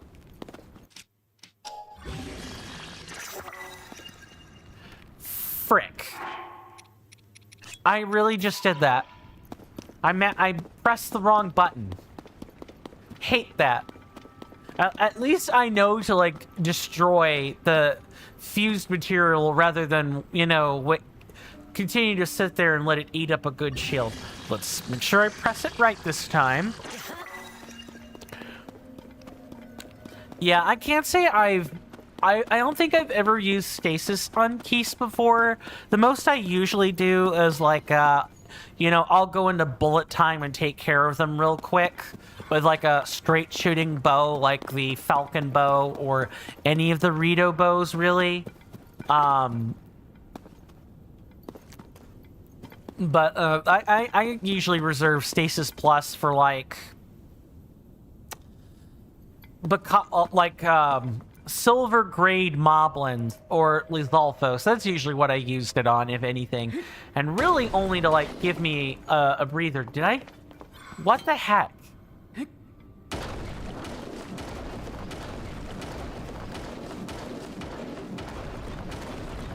Okay, cool. Got that out of the way. At least we're gonna end up with extra ore or extra resources in here. At least that's happening.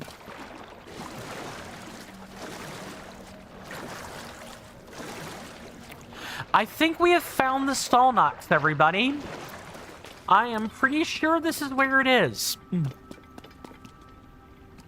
You once hit a rare ore deposit and 2 diamonds appeared? Nice. I think I've had that happen to me as well. Exactly once. Exactly once. And I was pretty excited about it. This is the Stallnox, yes. Okay, good, good. We're gonna save, because I don't want to have to do all the digging again. And we're gonna cut to brass tacks and dig up our find. That's what we're gonna do right here.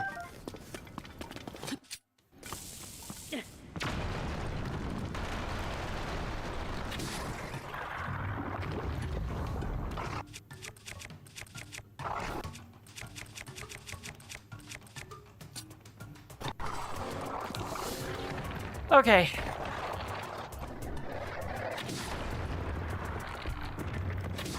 Dang it.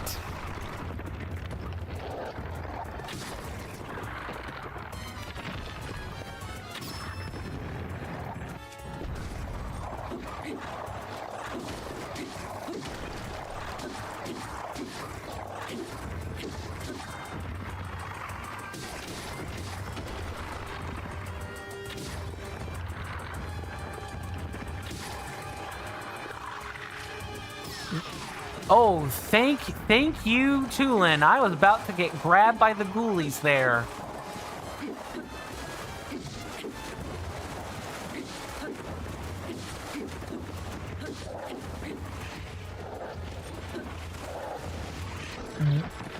Oh, dang, I thought I was getting real cute by doing that.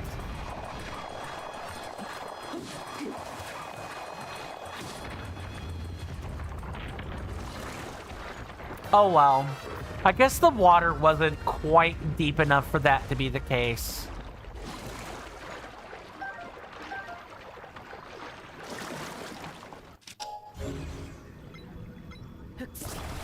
Let's see, we have a sword, we have a spear and a claymore. I guess I'll take the spear here.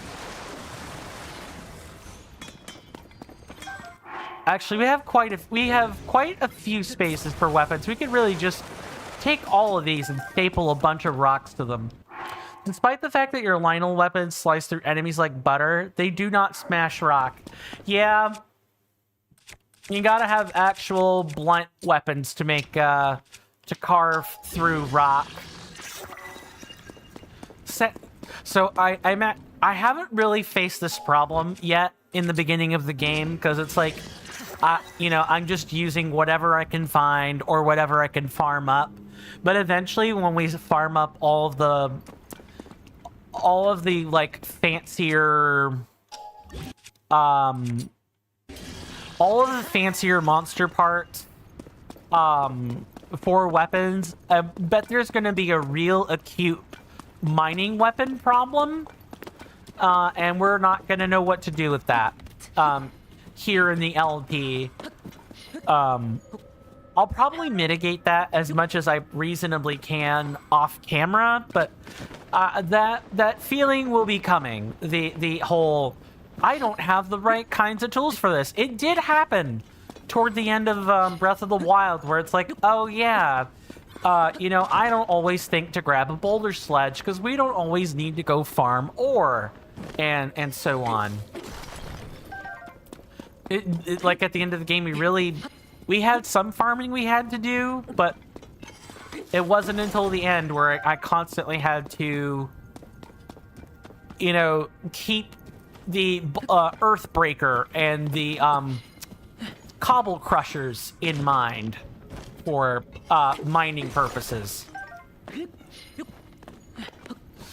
Speaking of, I think after our next commercial break, I spent a little bit longer in here than I probably wanted to. It's fine. Exploring and spelunking through caves is all part of the experience. You hear that off in the distance, my senators and inductees? That is an ad storm. In about 5 minutes, it'll blow over us, and then we can get right back to the gaming. Thanks. Like I was saying, wow, that broke my concentration just now. Yeah, after the commercial break, we'll start heading to Necluda, and I think actually on our way out the door, I realized I forgot to talk to that gentleman in front of the strategy desk. We'll do that too, and that'll be a nice send off for that'll be a nice send off before we head into Necluda proper. That was the 5-minute warning for the commercial break. I'm going to read this first, and then I am going to do the shilling, because it's a bit longer-winded. For Lynels, you have a headcanon that they fight with honor. For example, silver Lynels will only start appearing when you defeat enough of the other Lynels, and so you firmly believe that is them deeming you worthy, and they don't go straight to the attack as they will stare you down, and won't attack if you pass by quickly. Yeah, also if you don't have your weapons drawn, they won't attack until you get pretty close to... I don't know if the gloom-infested ones are like that, but I know the regular ones are very much like that, and that was also the case in Breath of the Wild. If you put away your weapons before you approach one, they'll wait until you draw them or you get within a certain distance. Even if they are Ganondorf's minions, that's fair.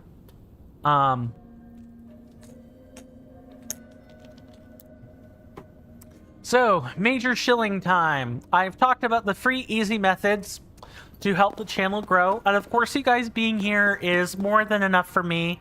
I sincerely want you to know that. But if you do feel like being financially generous, I have a number of benefits that you get that I can give you for being generous.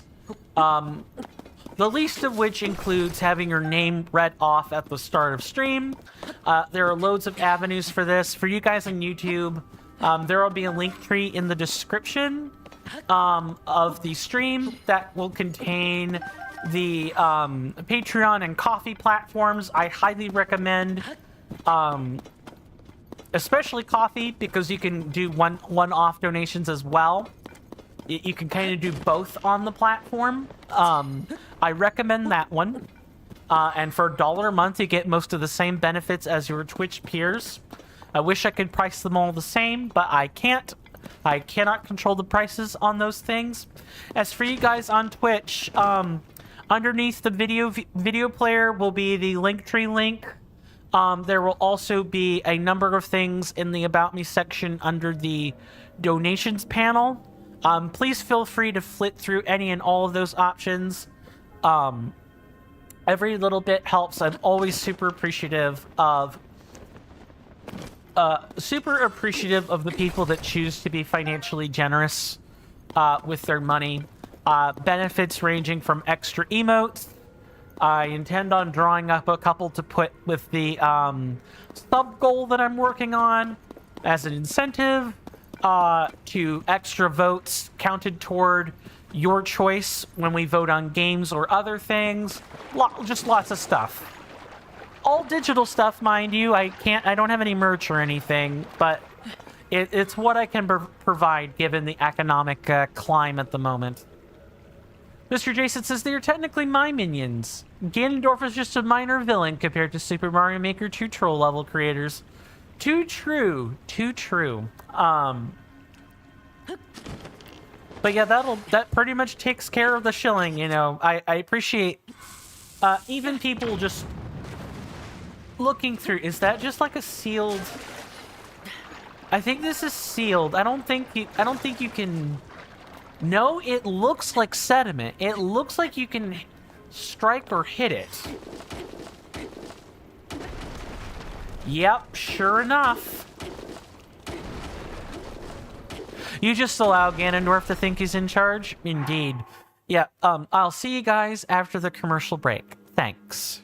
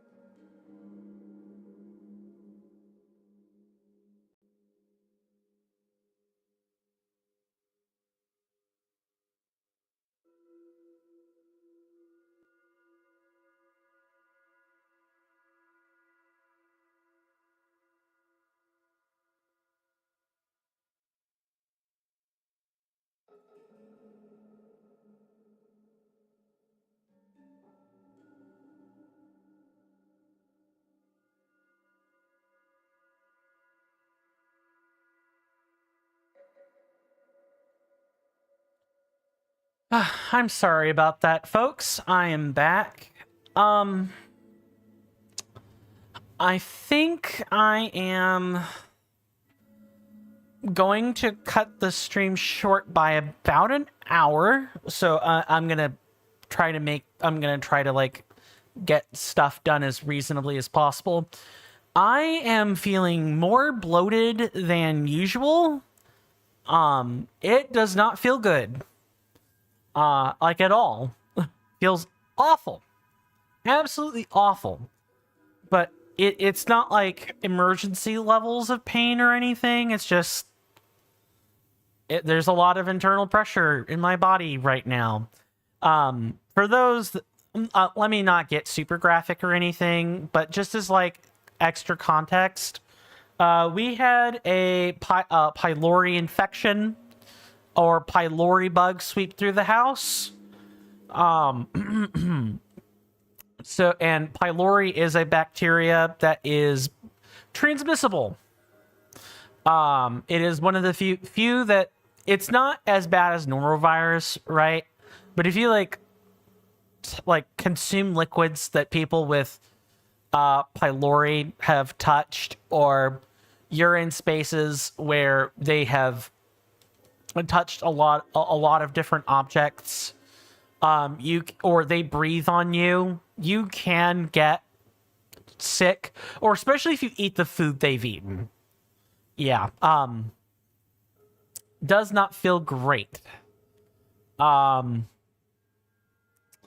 have to talk to my folks about some anti-bloat meds and see if that'll help. But it's getting not great. Getting not great at all. So I probably have. I probably got an extra dose of pylori from my folks, and it makes you feel super bloaty, and it can be even painful. The gas can be painful. That's about as much as I want to say, more than anything. I think this will be the last thing we do, by the way, before we head out of here, since I do want to get to Eastern Necluda sometime today. But okay, do it like this, maybe.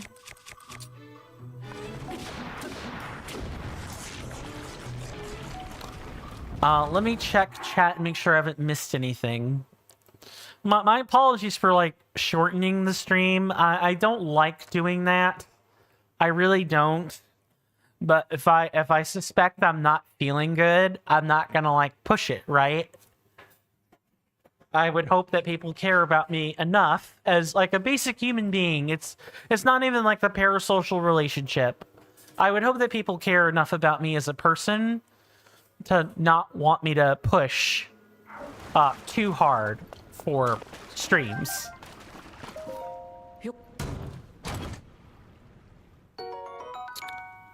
But I'm gonna at least tough it out. Maybe I'm gonna say there's like an 80% odds that I end up cutting the stream. It kind of depends on if it dies down. If it dies down, if like the bloatiness like dies down a little bit, maybe just maybe I'll try to stream the rest. But I'm at least gonna do at least 3 hours today. Let me read these because we have yet to read them. I also did not read the Miner's Trousers, so I'll do that too. Hyrulean guards favored these greaves. They owe their distinctly high defense to the metal plates they're made from, but the added weight takes some getting used to. Oh, also, I guess before I forget, let me get that friend request out of the way. I totally forgot about that. During break, I had some... Not only did I forget, I also had... people sending me things I wish I didn't see. For 500, Alex. That's as far as I'm going to take that.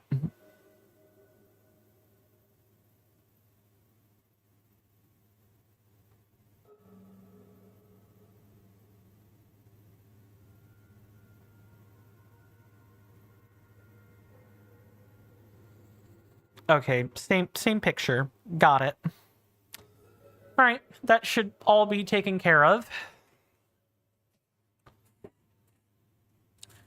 They owe their distinctly high defense from the metal plates they're made of, but the added weight takes some getting used to. Headgear made from sturdy metals for frontline soldiers. Praised for the defensive capabilities, the only helms that remain are those that survive the calamity. Yeah, I'll say having metal armor is pretty good. Oh, goodness. And then miner's trousers. The bioluminescent lamps on these trousers shed light where you step. They come in handy when walking in darkness.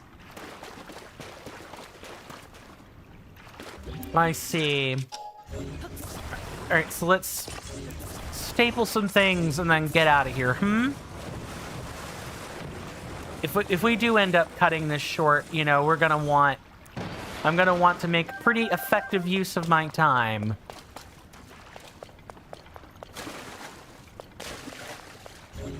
Anything else? Just that one?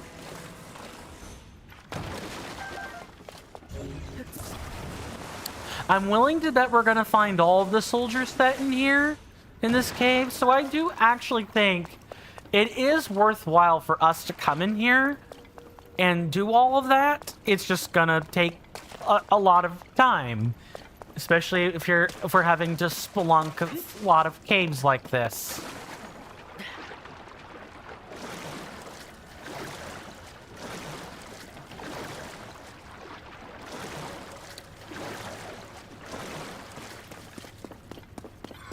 Oh, look, there's gloom miasma that's in here.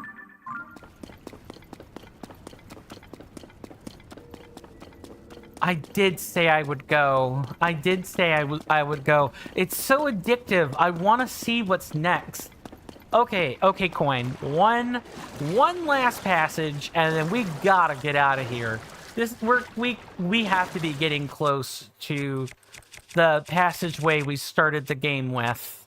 Have to be.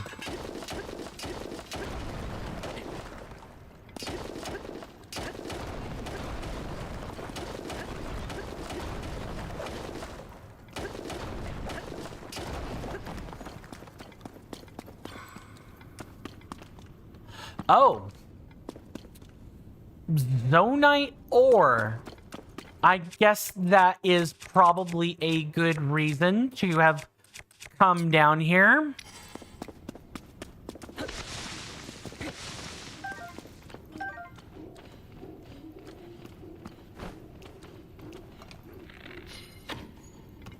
Dang it. Oh, you know what we can do? We can burn those.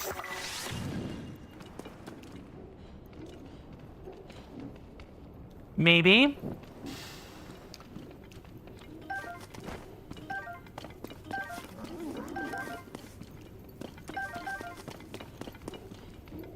Anything up there? Anything up there? No, not really. They're gonna be in other spots. Okay.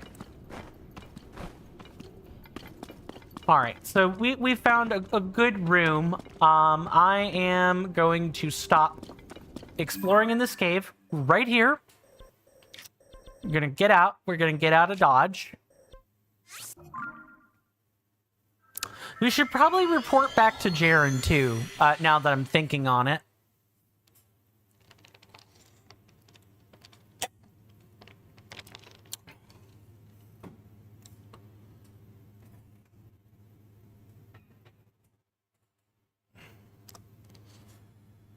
I mean, other than that, you know, I guess the other possibilities of the bloat I'm experiencing could be like actual real bloat.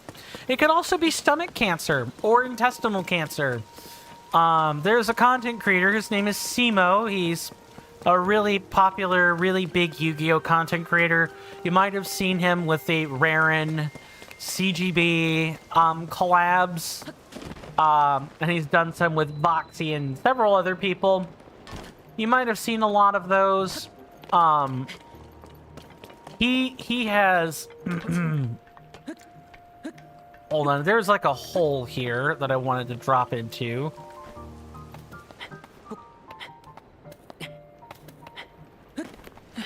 Oh. It is just literally the thing, right? Yeah, you actually can't climb into that. Good to know. Alright, Jaren. You should be good to go. I broke the wall and angered the demon, and I'll be paying for it with my life. Robbie, Grant, goodbye forever. You're good. You what? You went inside the hole? Did you find the demon? Is this goodbye for me? Wait, a demon statue was in there, you say? I know a bit about those. Want to know what I know? Of course. A dealer in life and power, touched by the wrath of the goddess, fallen to ruin. Then that must mean the horned statue is an entity who deals in life and power, which would make the dais the place where it was enshrined back when it was still a god. So the voice I heard was the forlorn horned statue. As there is the goddess of light, then it follows that she would have an opposite, the horned god. Like light and dark, one cannot exist without the other. Their power manifests through the other's existence. Knocking a hole in the wall, that was fate, no doubt about it. I can't go in there, but I'll keep this area spick and span. And I'll be sure to greet the horned statue from here too. Oh, and thanks, you know. Take this. It's dangerous to go alone. Take this. Oh, man. Leave it to Japan to Yu-Gi-Oh! Up the darkness, huh? It's Robbie's spending allowance for next month. You control this man's money. Wow, that's real female dating strategy of you, Jaren. Don't trust your man with money. I jest. You know, people do whatever works for them. You know, my folks, they take turns budgeting the books. A couple months, it might be my old man. Another couple of months, it's my stepmother. They bounce back and forth between each other. They take turns balancing books. They don't really have spending allowances or anything, but this would be the kind of thing I could see folks that take turns budgeting books, or take turns balancing the budget on the books. I could definitely see that, especially if you're like a stay-at-home parent. You know, then the person who does the work should balance the books, so that because they're the ones that are most in tune with the money that's being made. But now it's your spending allowance. Thanks for clearing this whole thing up for me. Right, time to settle the old nerves and get back to work. You told Jaren that the voice belonged to a horned statue. Now that Jaren understands where the voice was coming from, she has returned to work.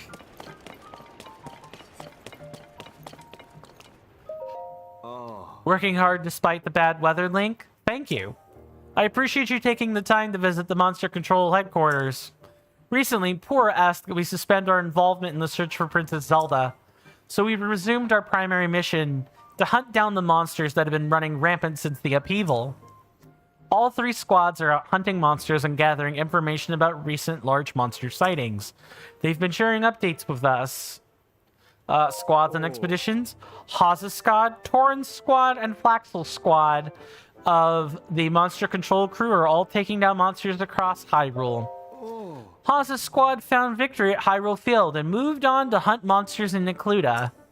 They plan to launch an attack on the monsters maintaining a barrier at Fort Hateno, due east of the Dueling Peaks stable.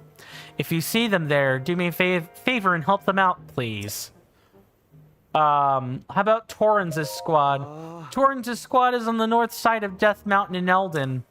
They're heading for a cave discovered at Lake Darman, which used to be a lava lake, but has since stopped flowing. They're taking out the monsters nesting in the cave, so if you see them there, do me a favor and help them out, please. And Flaxel. Flaxel's squad is hunting monsters in Farron to the south. They're aiming to subdue the pirate ship on the Minoet River to the south of Lake Hylia, which is west of Highland Stable. If you see them there, help them out. Yeah. Curious about big monsters.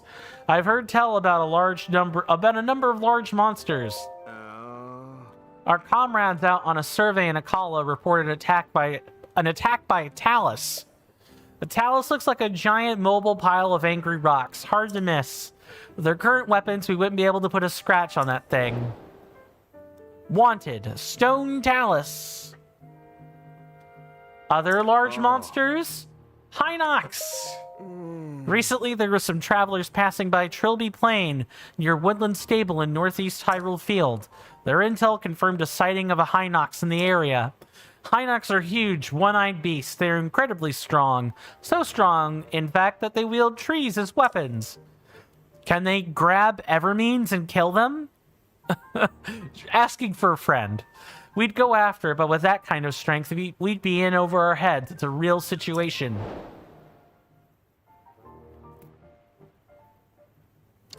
Last one. A Molduga. I have a report saying that the Molduga was discovered in the Eastern Barrens in the Gerudo Desert. The report came from the ground research team, and they've asked us to exterminate it. A Molduga is a terrifying beast that swims through the sand like a fish. We'd go after it, but we don't have the means to tackle a monster that burrows in the sand like that. Think that's all of them.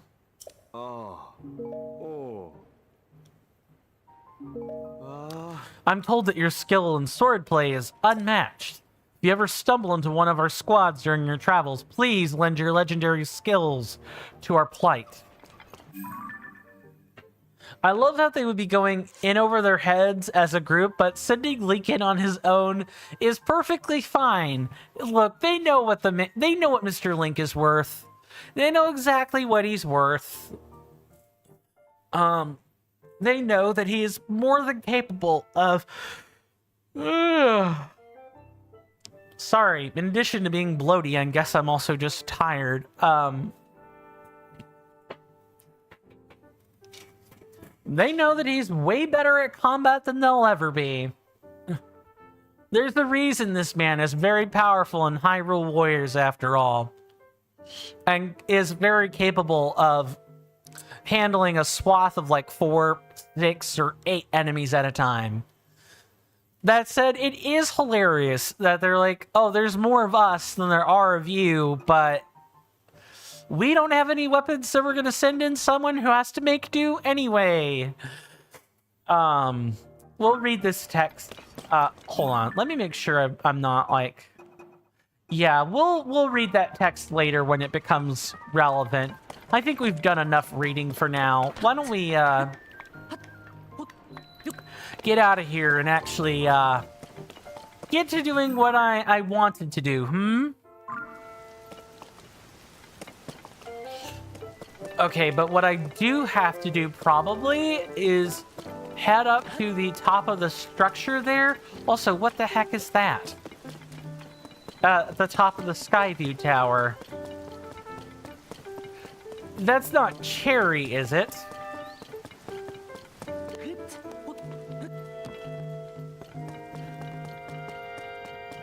No, it's just decor. It looked really weird, though. Okay. I guess Cherry would be back at Robbie's, no, actually, Cherry was in the Akala research lab, so, unless Cherry got moved to the Hateno, the Porpad research center, there is no way she wouldn't still be up here somewhere. Or maybe her purpose has been spent, and she's no longer, no longer operational.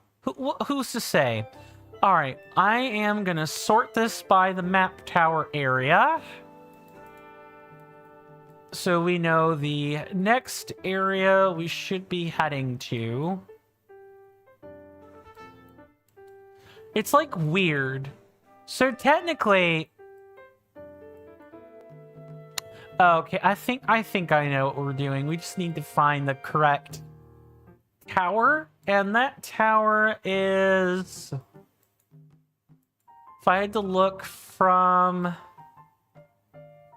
Skyview Tower, it's probably... Yeah, you can see it from like the stable area. Okay, so it's like... Maybe it's that tower over there? Yeah, that actually looks like the correct one. We're gonna mark that, and we're gonna set sail. from the Sky Island.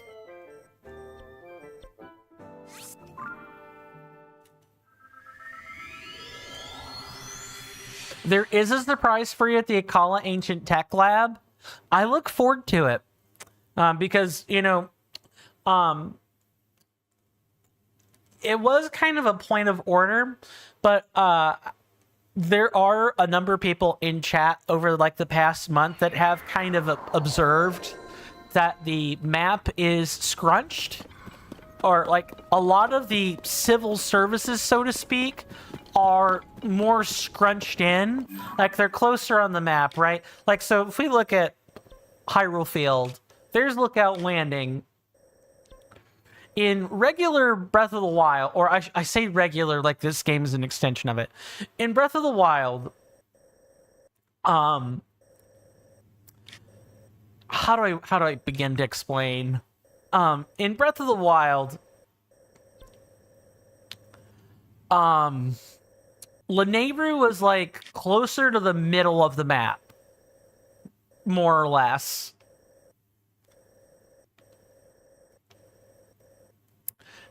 Here, like the Lanayru Mountain is here, not there. Akala still seems like it's in the right place, but everything's kind of been pushed down, if that's making any sense. So I feel like there definitely was some map compression, but it's really not terribly... It's hard to put together until you look at the map and in its sum total. Okay, we're gonna go over like this. The Switch is certainly chuffing it. I'll say that much. The Switch is certainly chuffing it.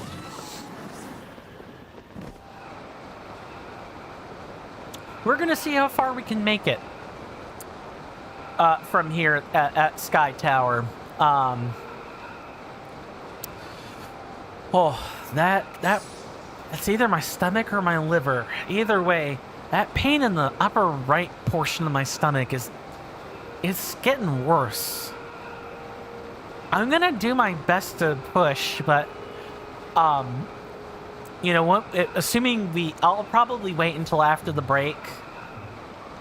What is attacking me?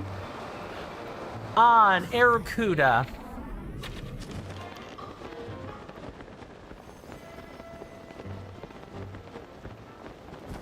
Alright.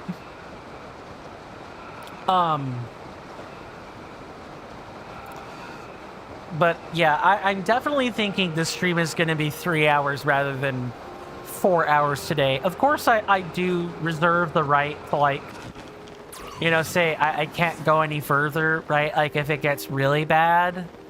But for right now, I still feel confident that I can at least push 3 hours. I'm gonna do my best to do that. How strange. Yeah. Did you come to see the Skyview Tower? My apologies. It looks like we have a small problem over here. This is... Okay, so we have furries, we have scalies. Do we have, you know, the feathery folk? The feathery folk might like this dude. He's pretty buff.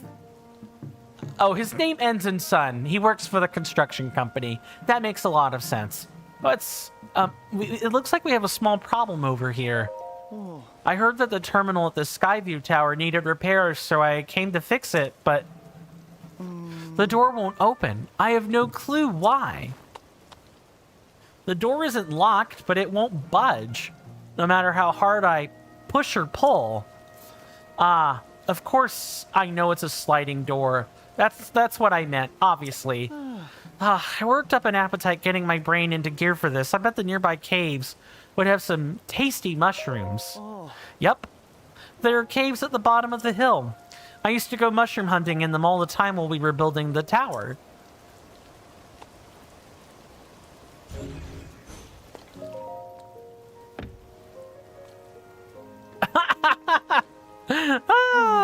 That's hilarious. My apologies, the door won't open for some reason. Couldn't we, like... I don't know. Do this bit? Are we like... And it's raining. Yup. It rained. Great. Love that for me. This game really did just say, like... Nah, fam. You're not getting through here. The game is being a literal troll right now.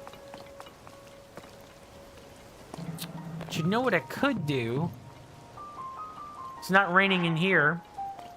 Ground's only slightly wet. We could just rest until the next day.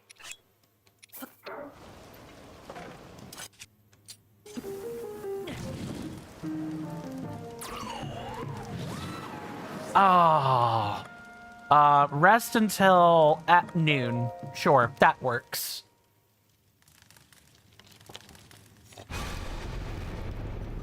When the glow of the...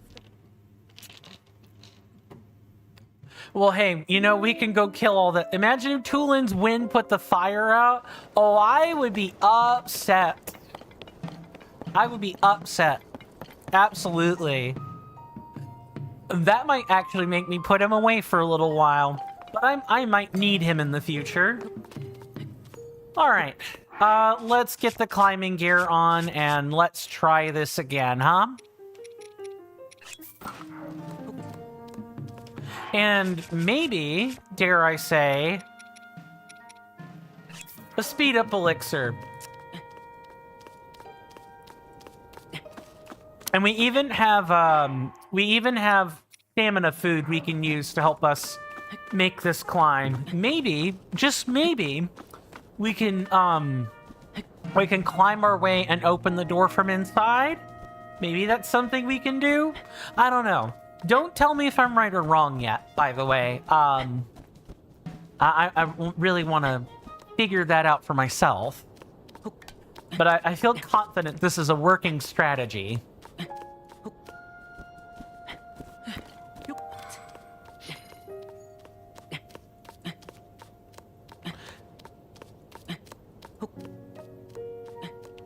I know this is tedious to watch. Riveting gameplay. But, I promise this will probably all be worth it. Plus, we don't have, like, the climbing stat or anything yet. That gives us, like, less of a stamina consumption penalty on, dashing while climbing. So if we want to move fast and climb a large litany of surfaces... I guess I could have used the rockets too, right? Like, that's something else I could have done for sure, but...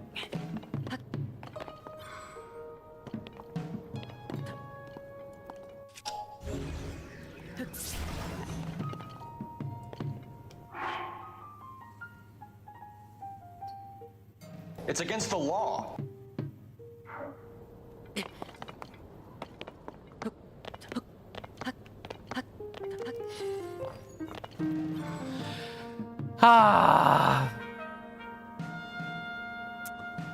The Legend of Rain. No climbing for you. Ain't that the truth?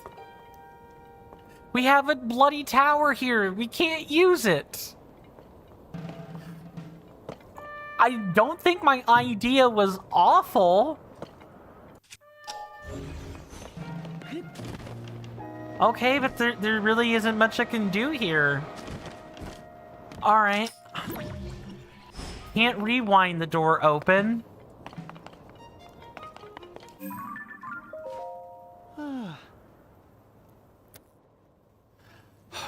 Wait a second. Okay, goodbye. The nearby caves offer a tasty clue. This is the part where I have to use my object map here. The tasty mushrooms in the cave that he would pick while he was building the tower. Oh, I'm willing to bet that's a clue to ascend, probably. Winky face, thanks for the nudge there.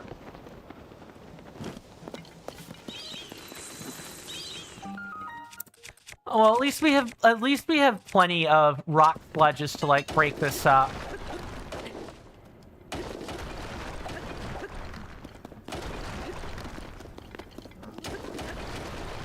And I'm willing to bet this left-hand turn will get us where we need to go, maybe.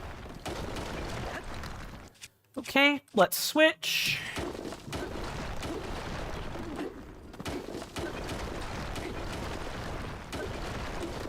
And now we move back to the spear. The spear was having issues clearing the hill here. So I'm having to really kind of like vary up which sledges I'm using when.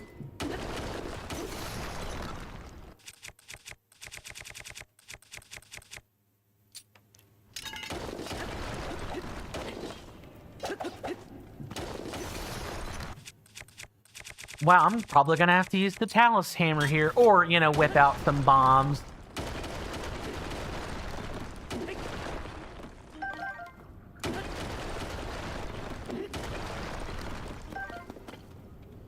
Almost. We're almost there.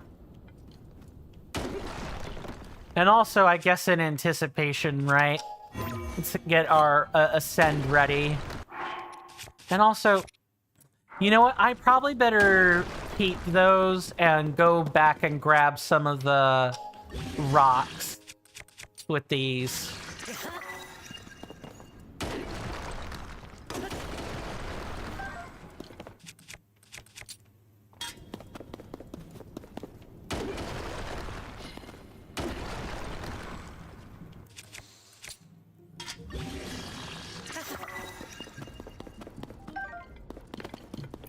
Oh, it's probably right here. It's like really weird. I guess it's like a whole platform. Let's see. Let's see.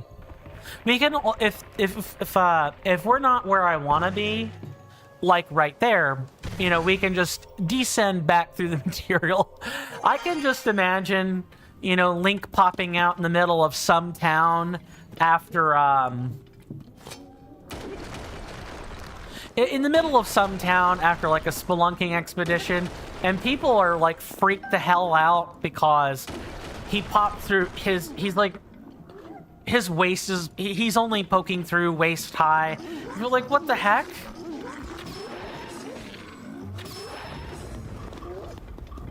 Okay, that's 2. And now we're going to take care of you.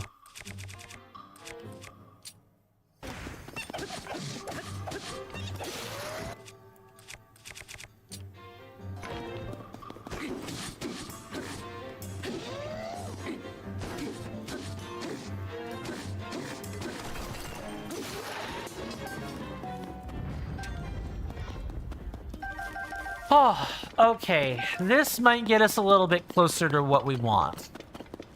I also apologize if I'm not as chatty as I have been previously. This pain has kind of really been on my mind for like the past like 10, 15 minutes. I've been kind of trying to take it a little bit easier. So I apologize if this is turning into Tears of the Kingdom ASMR hour. Ooh, moving around like I just did made it worse.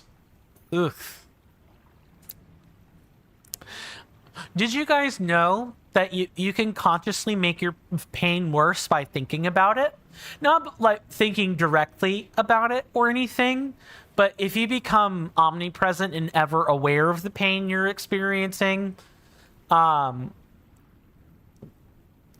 instead of your mind being able to block out parts of it or cope with parts of it, you'll actually be unable to do anything mentally other than think about the pain you're feeling. Just a little bit of a fun mental fact for everybody. A small Sheikah-made shield. Its design is intended to decrease blind spots without sacrificing too much defense. Makes sense.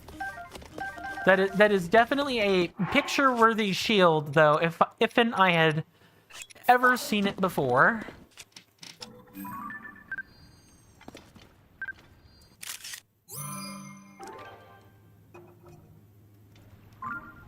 A little unpractical for a kite shield, but I get why that's there. Are there any sledges we can make out of the stuff we have on hand? Not really. Well, actually, that isn't entirely true either. I guess we could, like, make a couple of cheap sledges using some horrible horns. Let's see if this works. Yeah, okay, we could totally use these instead of the bigger horns. If I had known this, I would not have used so many black horrible horns for what's ahead, but you live and learn, right?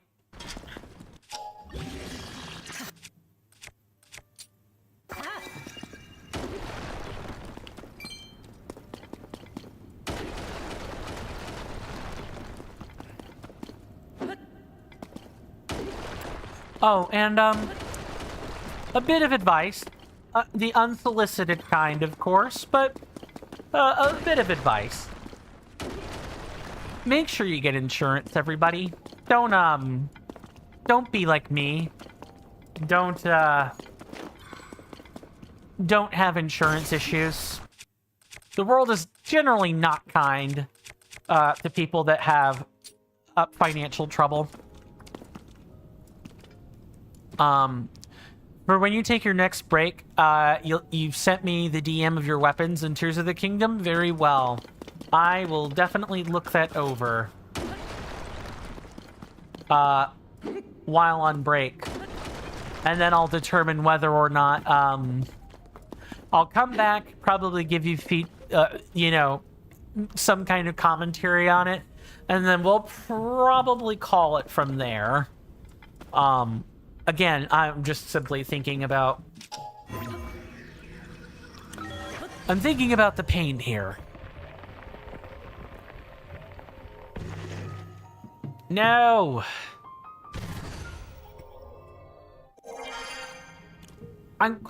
Understandable.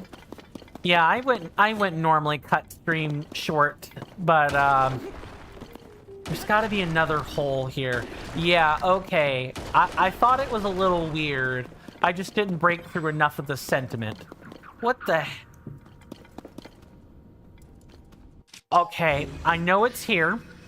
We can tell because of that, like, weird dirt patch, but I want to know what's back here. Ah, a bubble frog is back here. Got it. I know that over in the UK, you can go to the doctors and hospital, and the only money you pay at the point of service is for the prescription. Yeah, I get the feeling I'm gonna have to run tests, and also the US medical system is in more shambles than it normally is, without getting super political about it. And if you're not insured, you know, the best bang for your... I'm surprised I didn't accidentally ascend through the beams or anything.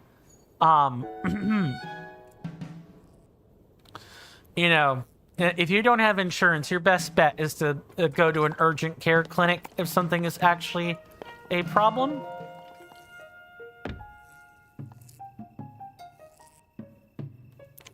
Huh? How did you get inside? That would have been kind of funny if you ascended through the beams. It would have been. That would have been like a subtle troll on the part of this game. Just like every time it rains.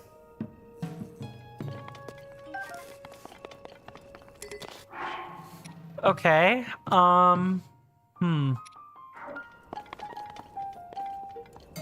This thing isn't just gonna open if I click on this, am I? No, it seems like it's just out of power. It's like really strange. Let me try just moving the stick or something. Or wait.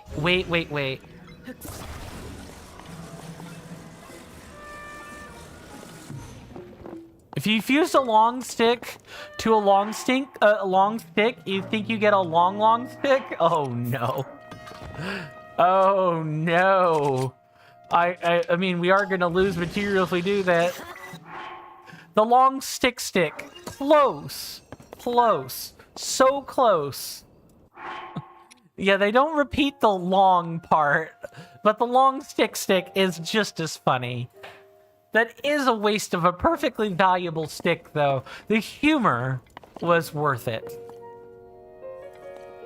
Okay, while we're in here, what the heck do I do now?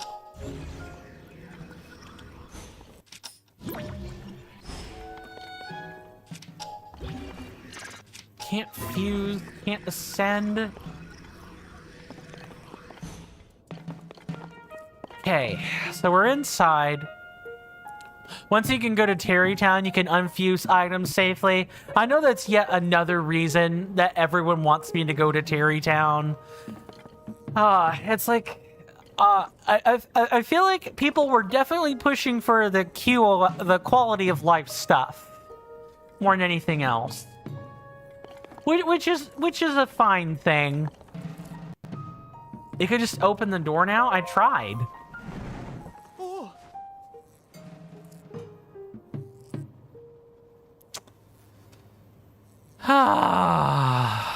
It's just asinine.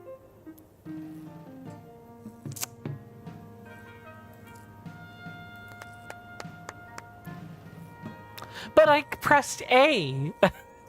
I pressed A. Did the game literally make me do it twice? It literally made me do it twice. What? It opened. How in the world did you manage to fix it? I don't know. I just bloody opened the door. I can't... Oh, really? So it was the sticks? A couple of... Oh, you know what? Now that I'm looking at it, yeah, the sticks were blocking the sliding doors from the ability to slide. You know what? Okay, it's not... Oh, it made me press it twice. It's... Oh, coin is dense today. Oh, look, I'm I'm pain-addled, okay? I'm a bit brain-addled, too, now that I think about it, but I can't believe a couple of sticks caused all this hassle. I wonder if those were in there to begin with and just fell over somehow, or if some monster did that on purpose. I don't know how anyone can get in there to place said sticks. Only Link could get in. They were perfectly placed, too. You know who could probably get in there, Mr. Jason? I'll give you a hint. The name is a palindrome. Their names are palindromes. I'll probably give it like 15, 20 seconds for people that want to hazard a guess as to what I'm alluding to. Either way, that really helps. Thank you. Well, mechanisms aren't working quite right. I'll just give them a bit of oil. Ta-da! It wasn't a big problem, so a little oil cleared it right up. Right, I'm going to hurry on ahead, so this is goodbye. Thank you, Bilson. All this for unlocking a tower. You know what, I guess at the very least, right, you know, it isn't just go to the tower and do it. Some of them have quests. Some of them have strongholds around them. You timed me. The answer? Our lovely friends, the Koroks. That's who I think could get inside and do this. There is in-game lore. I'm pretty sure there is in-game lore that talks about how much the Koroks love pranking people. They love that type of thing. And this hassle about placing sticks is perfectly in the Korok wheelhouse. After all, if they're willing to prank one of their own, Mr. Hestu, by removing the Korok seeds out of the maracas, I think they're also perfectly capable of doing this. And they're described as fairies, forest spirits. It wouldn't be unlike them to either be able to phase through objects or magic and unmagic their way out of places. It wouldn't be beneath them. And if you don't know anything about Koroks, to like the untrained eye, right? Or if you're just another person coming back, you'll definitely assume it's like some random monster that can like teleport between places. Like that's definitely a thing that could happen. So I think Koroks make perfect sense here. Now, that being said, let's do the thing.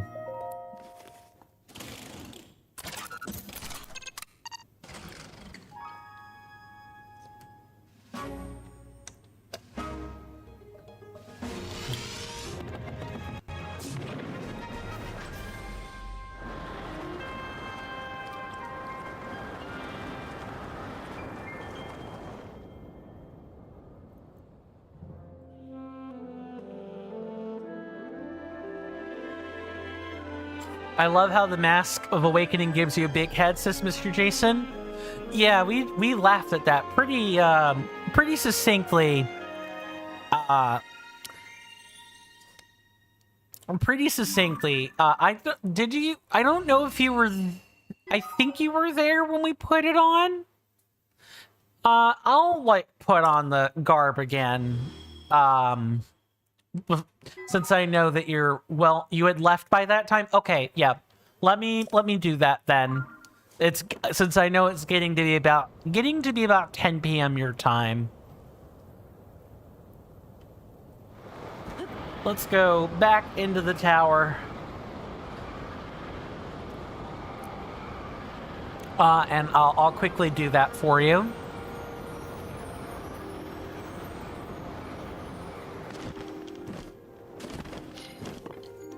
It's nice that I have the ability. I didn't know if you could do that with the towers. It's nice to know you can do that. Okay, let's put on our friend our friends, the mask and the trousers. Let me get like the appropriate guard or relatively appropriate guard for this.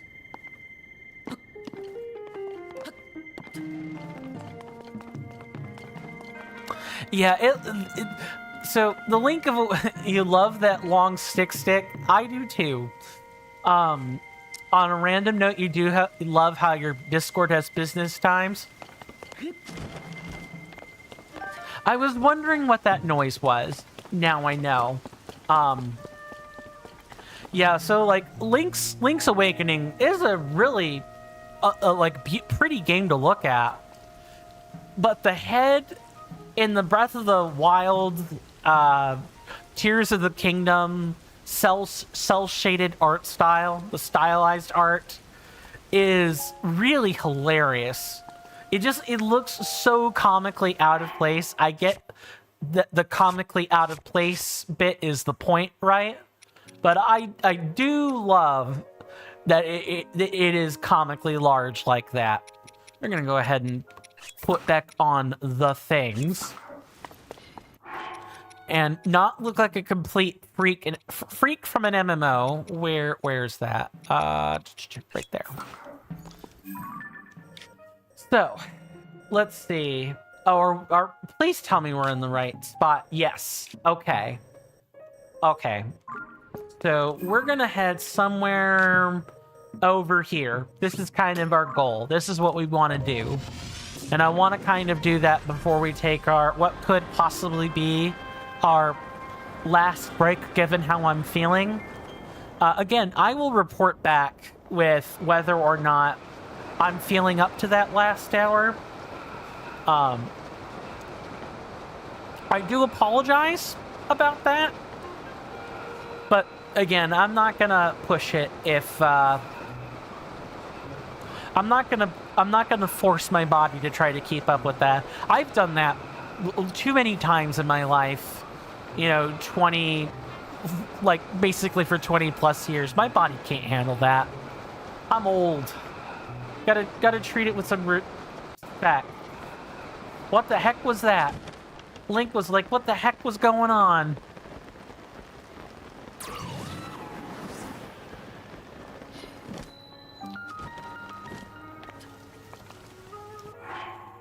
One of the things that you love about the Nintendo Switch 2 is that the maximum resolution of the Nintendo Switch docked is the basic screen resolution of the Nintendo Switch 2. Really? So they made... What the heck? So they made the undocked resolution 1440p. I'm pretty sure it's 1440p, but they limited what the dock was capable of? That seems so strange. Like, why? That's such a backward... Yeah, it's such a backward, like, decision. Unless I've got it backwards or something, and I'm not reading it right. Yeah, the Nintendo Switch 2 dock... Oh, you have... Okay, yep. You hear that off in the distance, my senators and inductees? That is an ad storm. In about 5 minutes, it'll blow over us, and then we can get right back to the gaming. Thanks.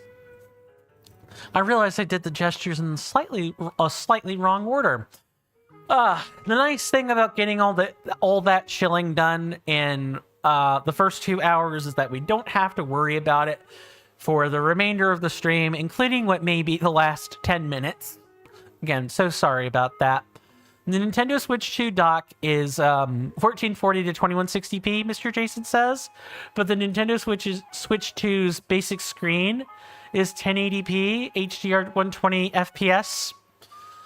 Okay, so I had it backwards.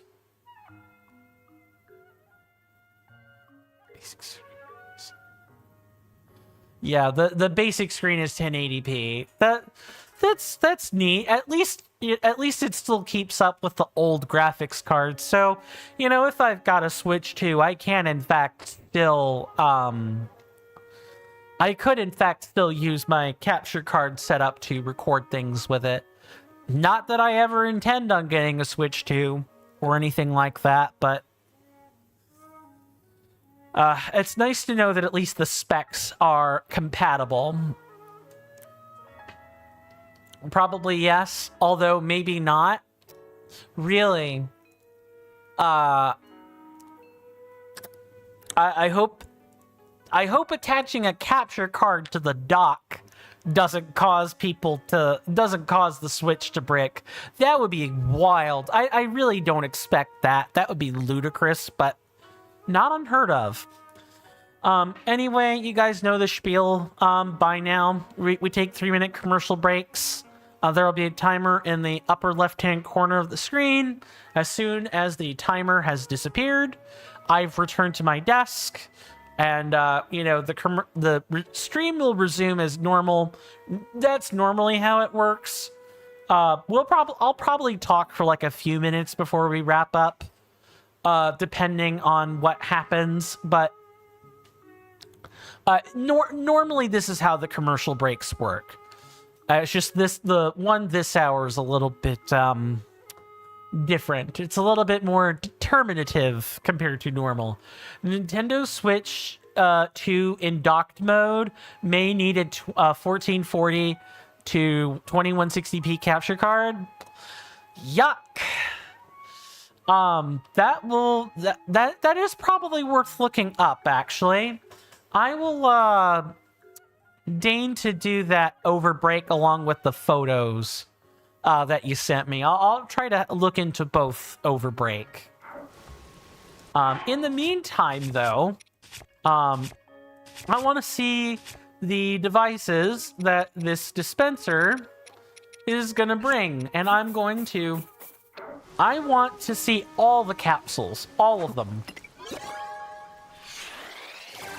I have to farm Zonite anyway, so I'll spend some of the large ore to get some charges back. Promise.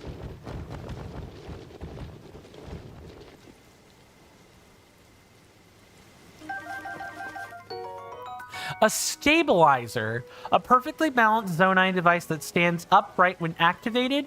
It was used to secure footholds in unstable places like Sky Island. So, what is this like a?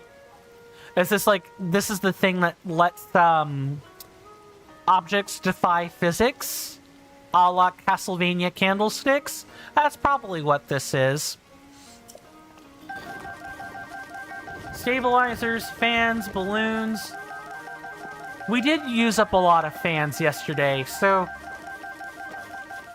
getting a bunch of these items was definitely worth our time.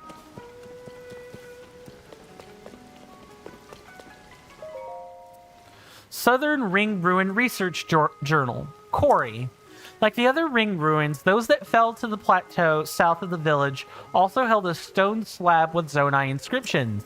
Curiously, we also discovered a flower growing in the ruins, the likes of which we had never seen. References in ancient texts revealed that it was a sundelion, a plant long thought extinct. We are currently borrowing a local plum orchard for our cultivation efforts. And we'll have to read the rest of that after the break ends. Thanks. Thanks for hanging around.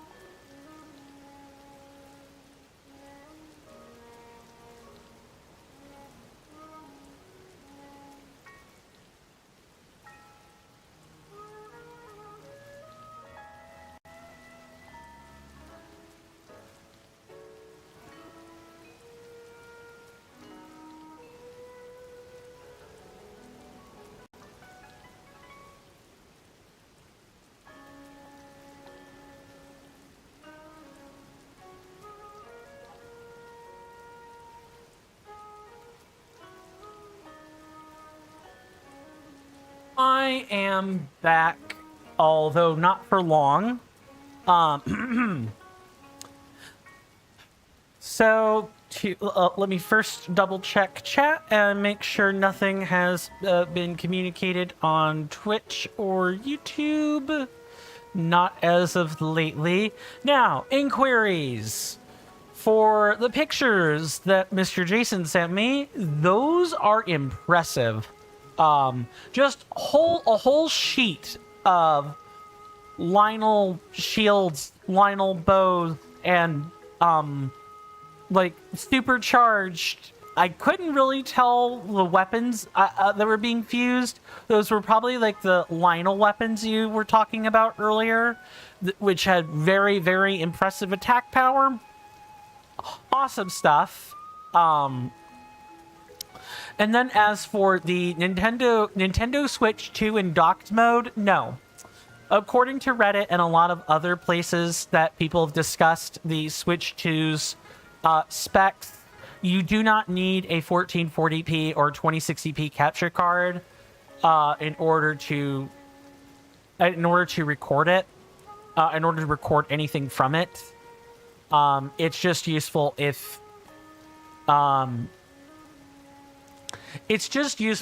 you want a higher, like, if you want to capture a higher resolution. That's all. You certainly can do that.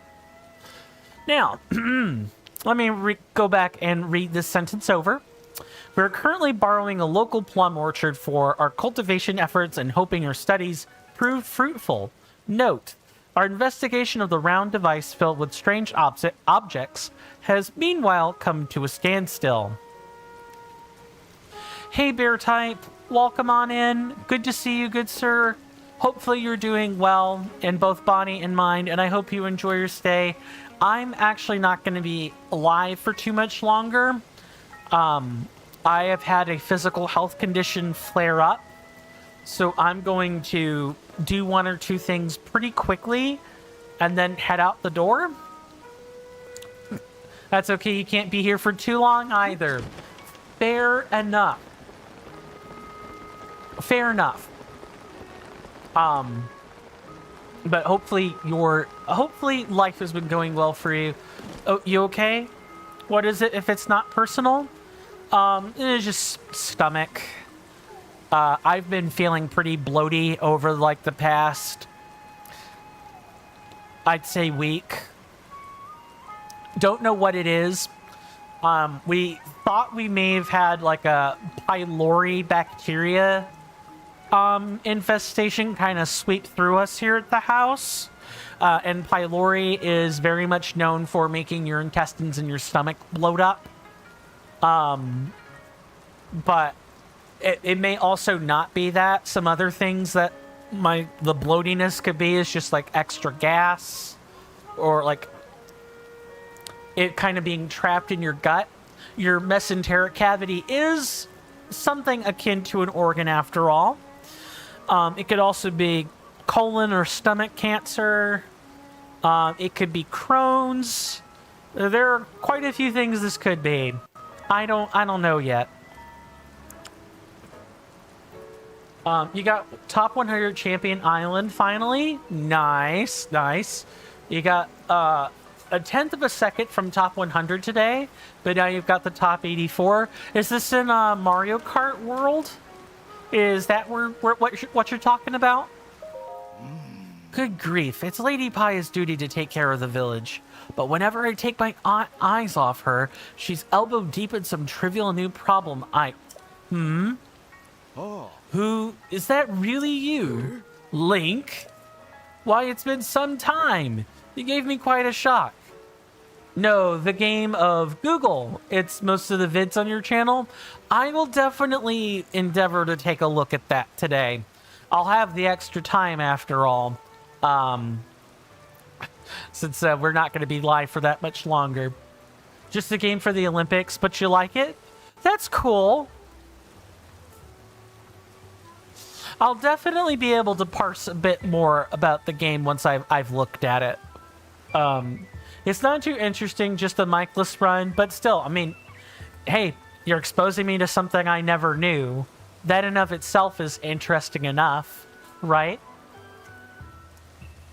Life is a journey. You should learn from it as much as you reasonably can. Why, it's been some time. You gave me quite a shock. I didn't expect to see you appear here in our village. And right now, too, while our chief is... I suppose you haven't heard. The former chief, Lady Impa, retired. Now Lady Paya is the chief of Kakariko Village. I've been working as her assistant, but Lady Paya is ignoring her responsibilities. She won't listen to anything I say. All these ring ruins have her full attention. Even now, she's under one of the ring ruins with the Zonai survey team. That ruin over there. I wonder, maybe seeing you will remind her about her responsibilities as chief. Would you do me a favor and stop by to see Lady Paya? We most certainly will, but not before the next episode, everybody. We're gonna save things off here. Oh, Mr. Jason got mod? Yep, he sure did. You think he's the only one that you see that's got one here? Yeah, the other one would be my sibling. But my sibling is usually too busy to attend. So having another moderator here to kind of ease that workload, and it's part of a business arrangement, is nice to have. Really, truly.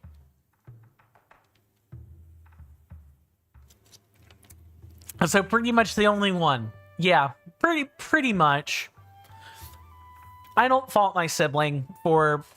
And they have personal issues just like I've got personal issues. They have to live life like I have to live life. And the moderator status was given to my sibling a long time ago. Back when we were more closely considering... Oh, you meant more that he got it because he is your sibling? Oh, no. No, Mr. Jason is not a sibling of mine. Absolutely not. Unless you meant the other moderator, then in that case, maybe. It definitely wasn't at first. Yeah, okay. Yeah, that's why I was like, okay, in the back of my mind, it was like, maybe you are talking about the other person, in which case, yeah. Not at first. Not at first. It happened later.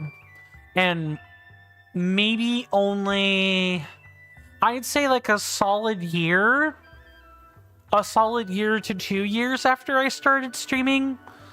Basically a decade ago. Maybe a little bit less than that. Yeah. Not at first, but it certainly is part of the reason now.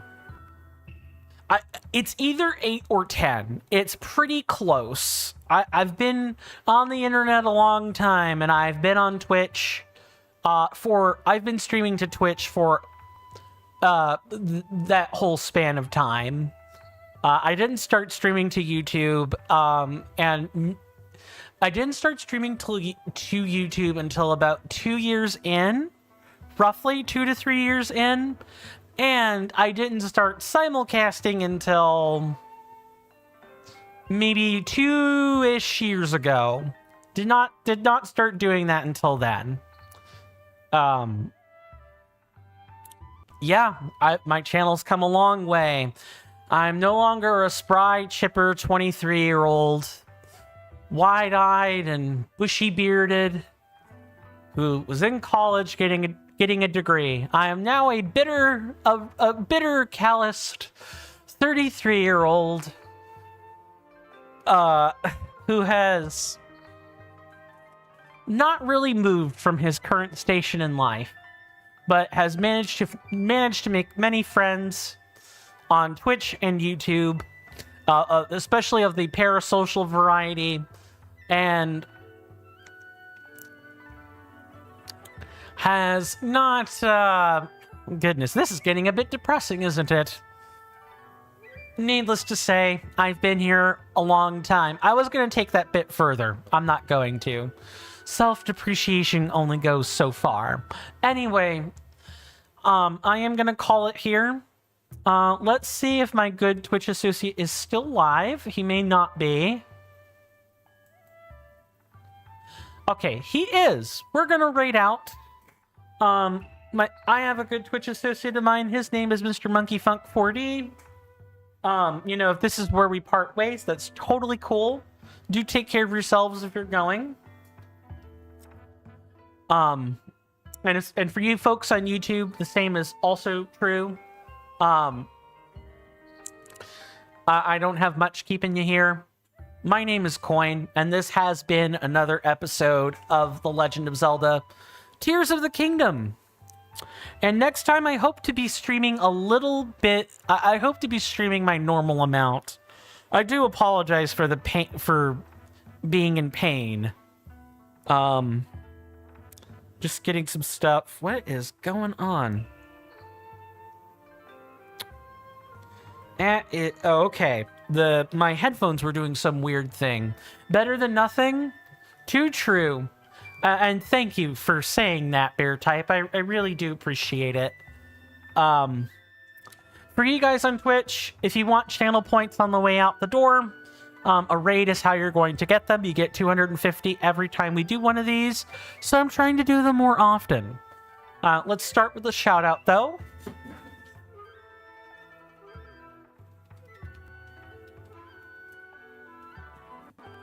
Mr. Monkey Funk he has not changed his channel category. I will have to remind him to do that. But he is currently playing some, The Man Who Erased His Name. It's a Yakuza spinoff. He plays a lot of variety content, much like I do. Everything ranging from Elden Ring to the Elden Ring Night Rain, to Split Up, to a whole litany of things. He does what I do, and more. Okay, let's get that raid all set up.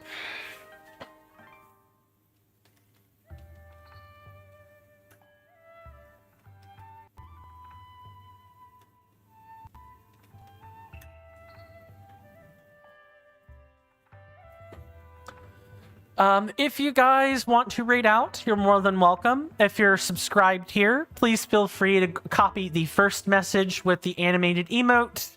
If you're a follower here, or if you just want to use static emotes, feel free to grab the second message. Your choice. My friends, my name is Coinstamp. Most people call me Coin. This has been another episode of The Legend of Zelda: Tears of the Kingdom, as I have already said so many times. Do stay safe and take care of yourselves, my senators and inductees. You're more than welcome in my hallowed halls anytime. I'll see you guys next time, and with that, goodbye.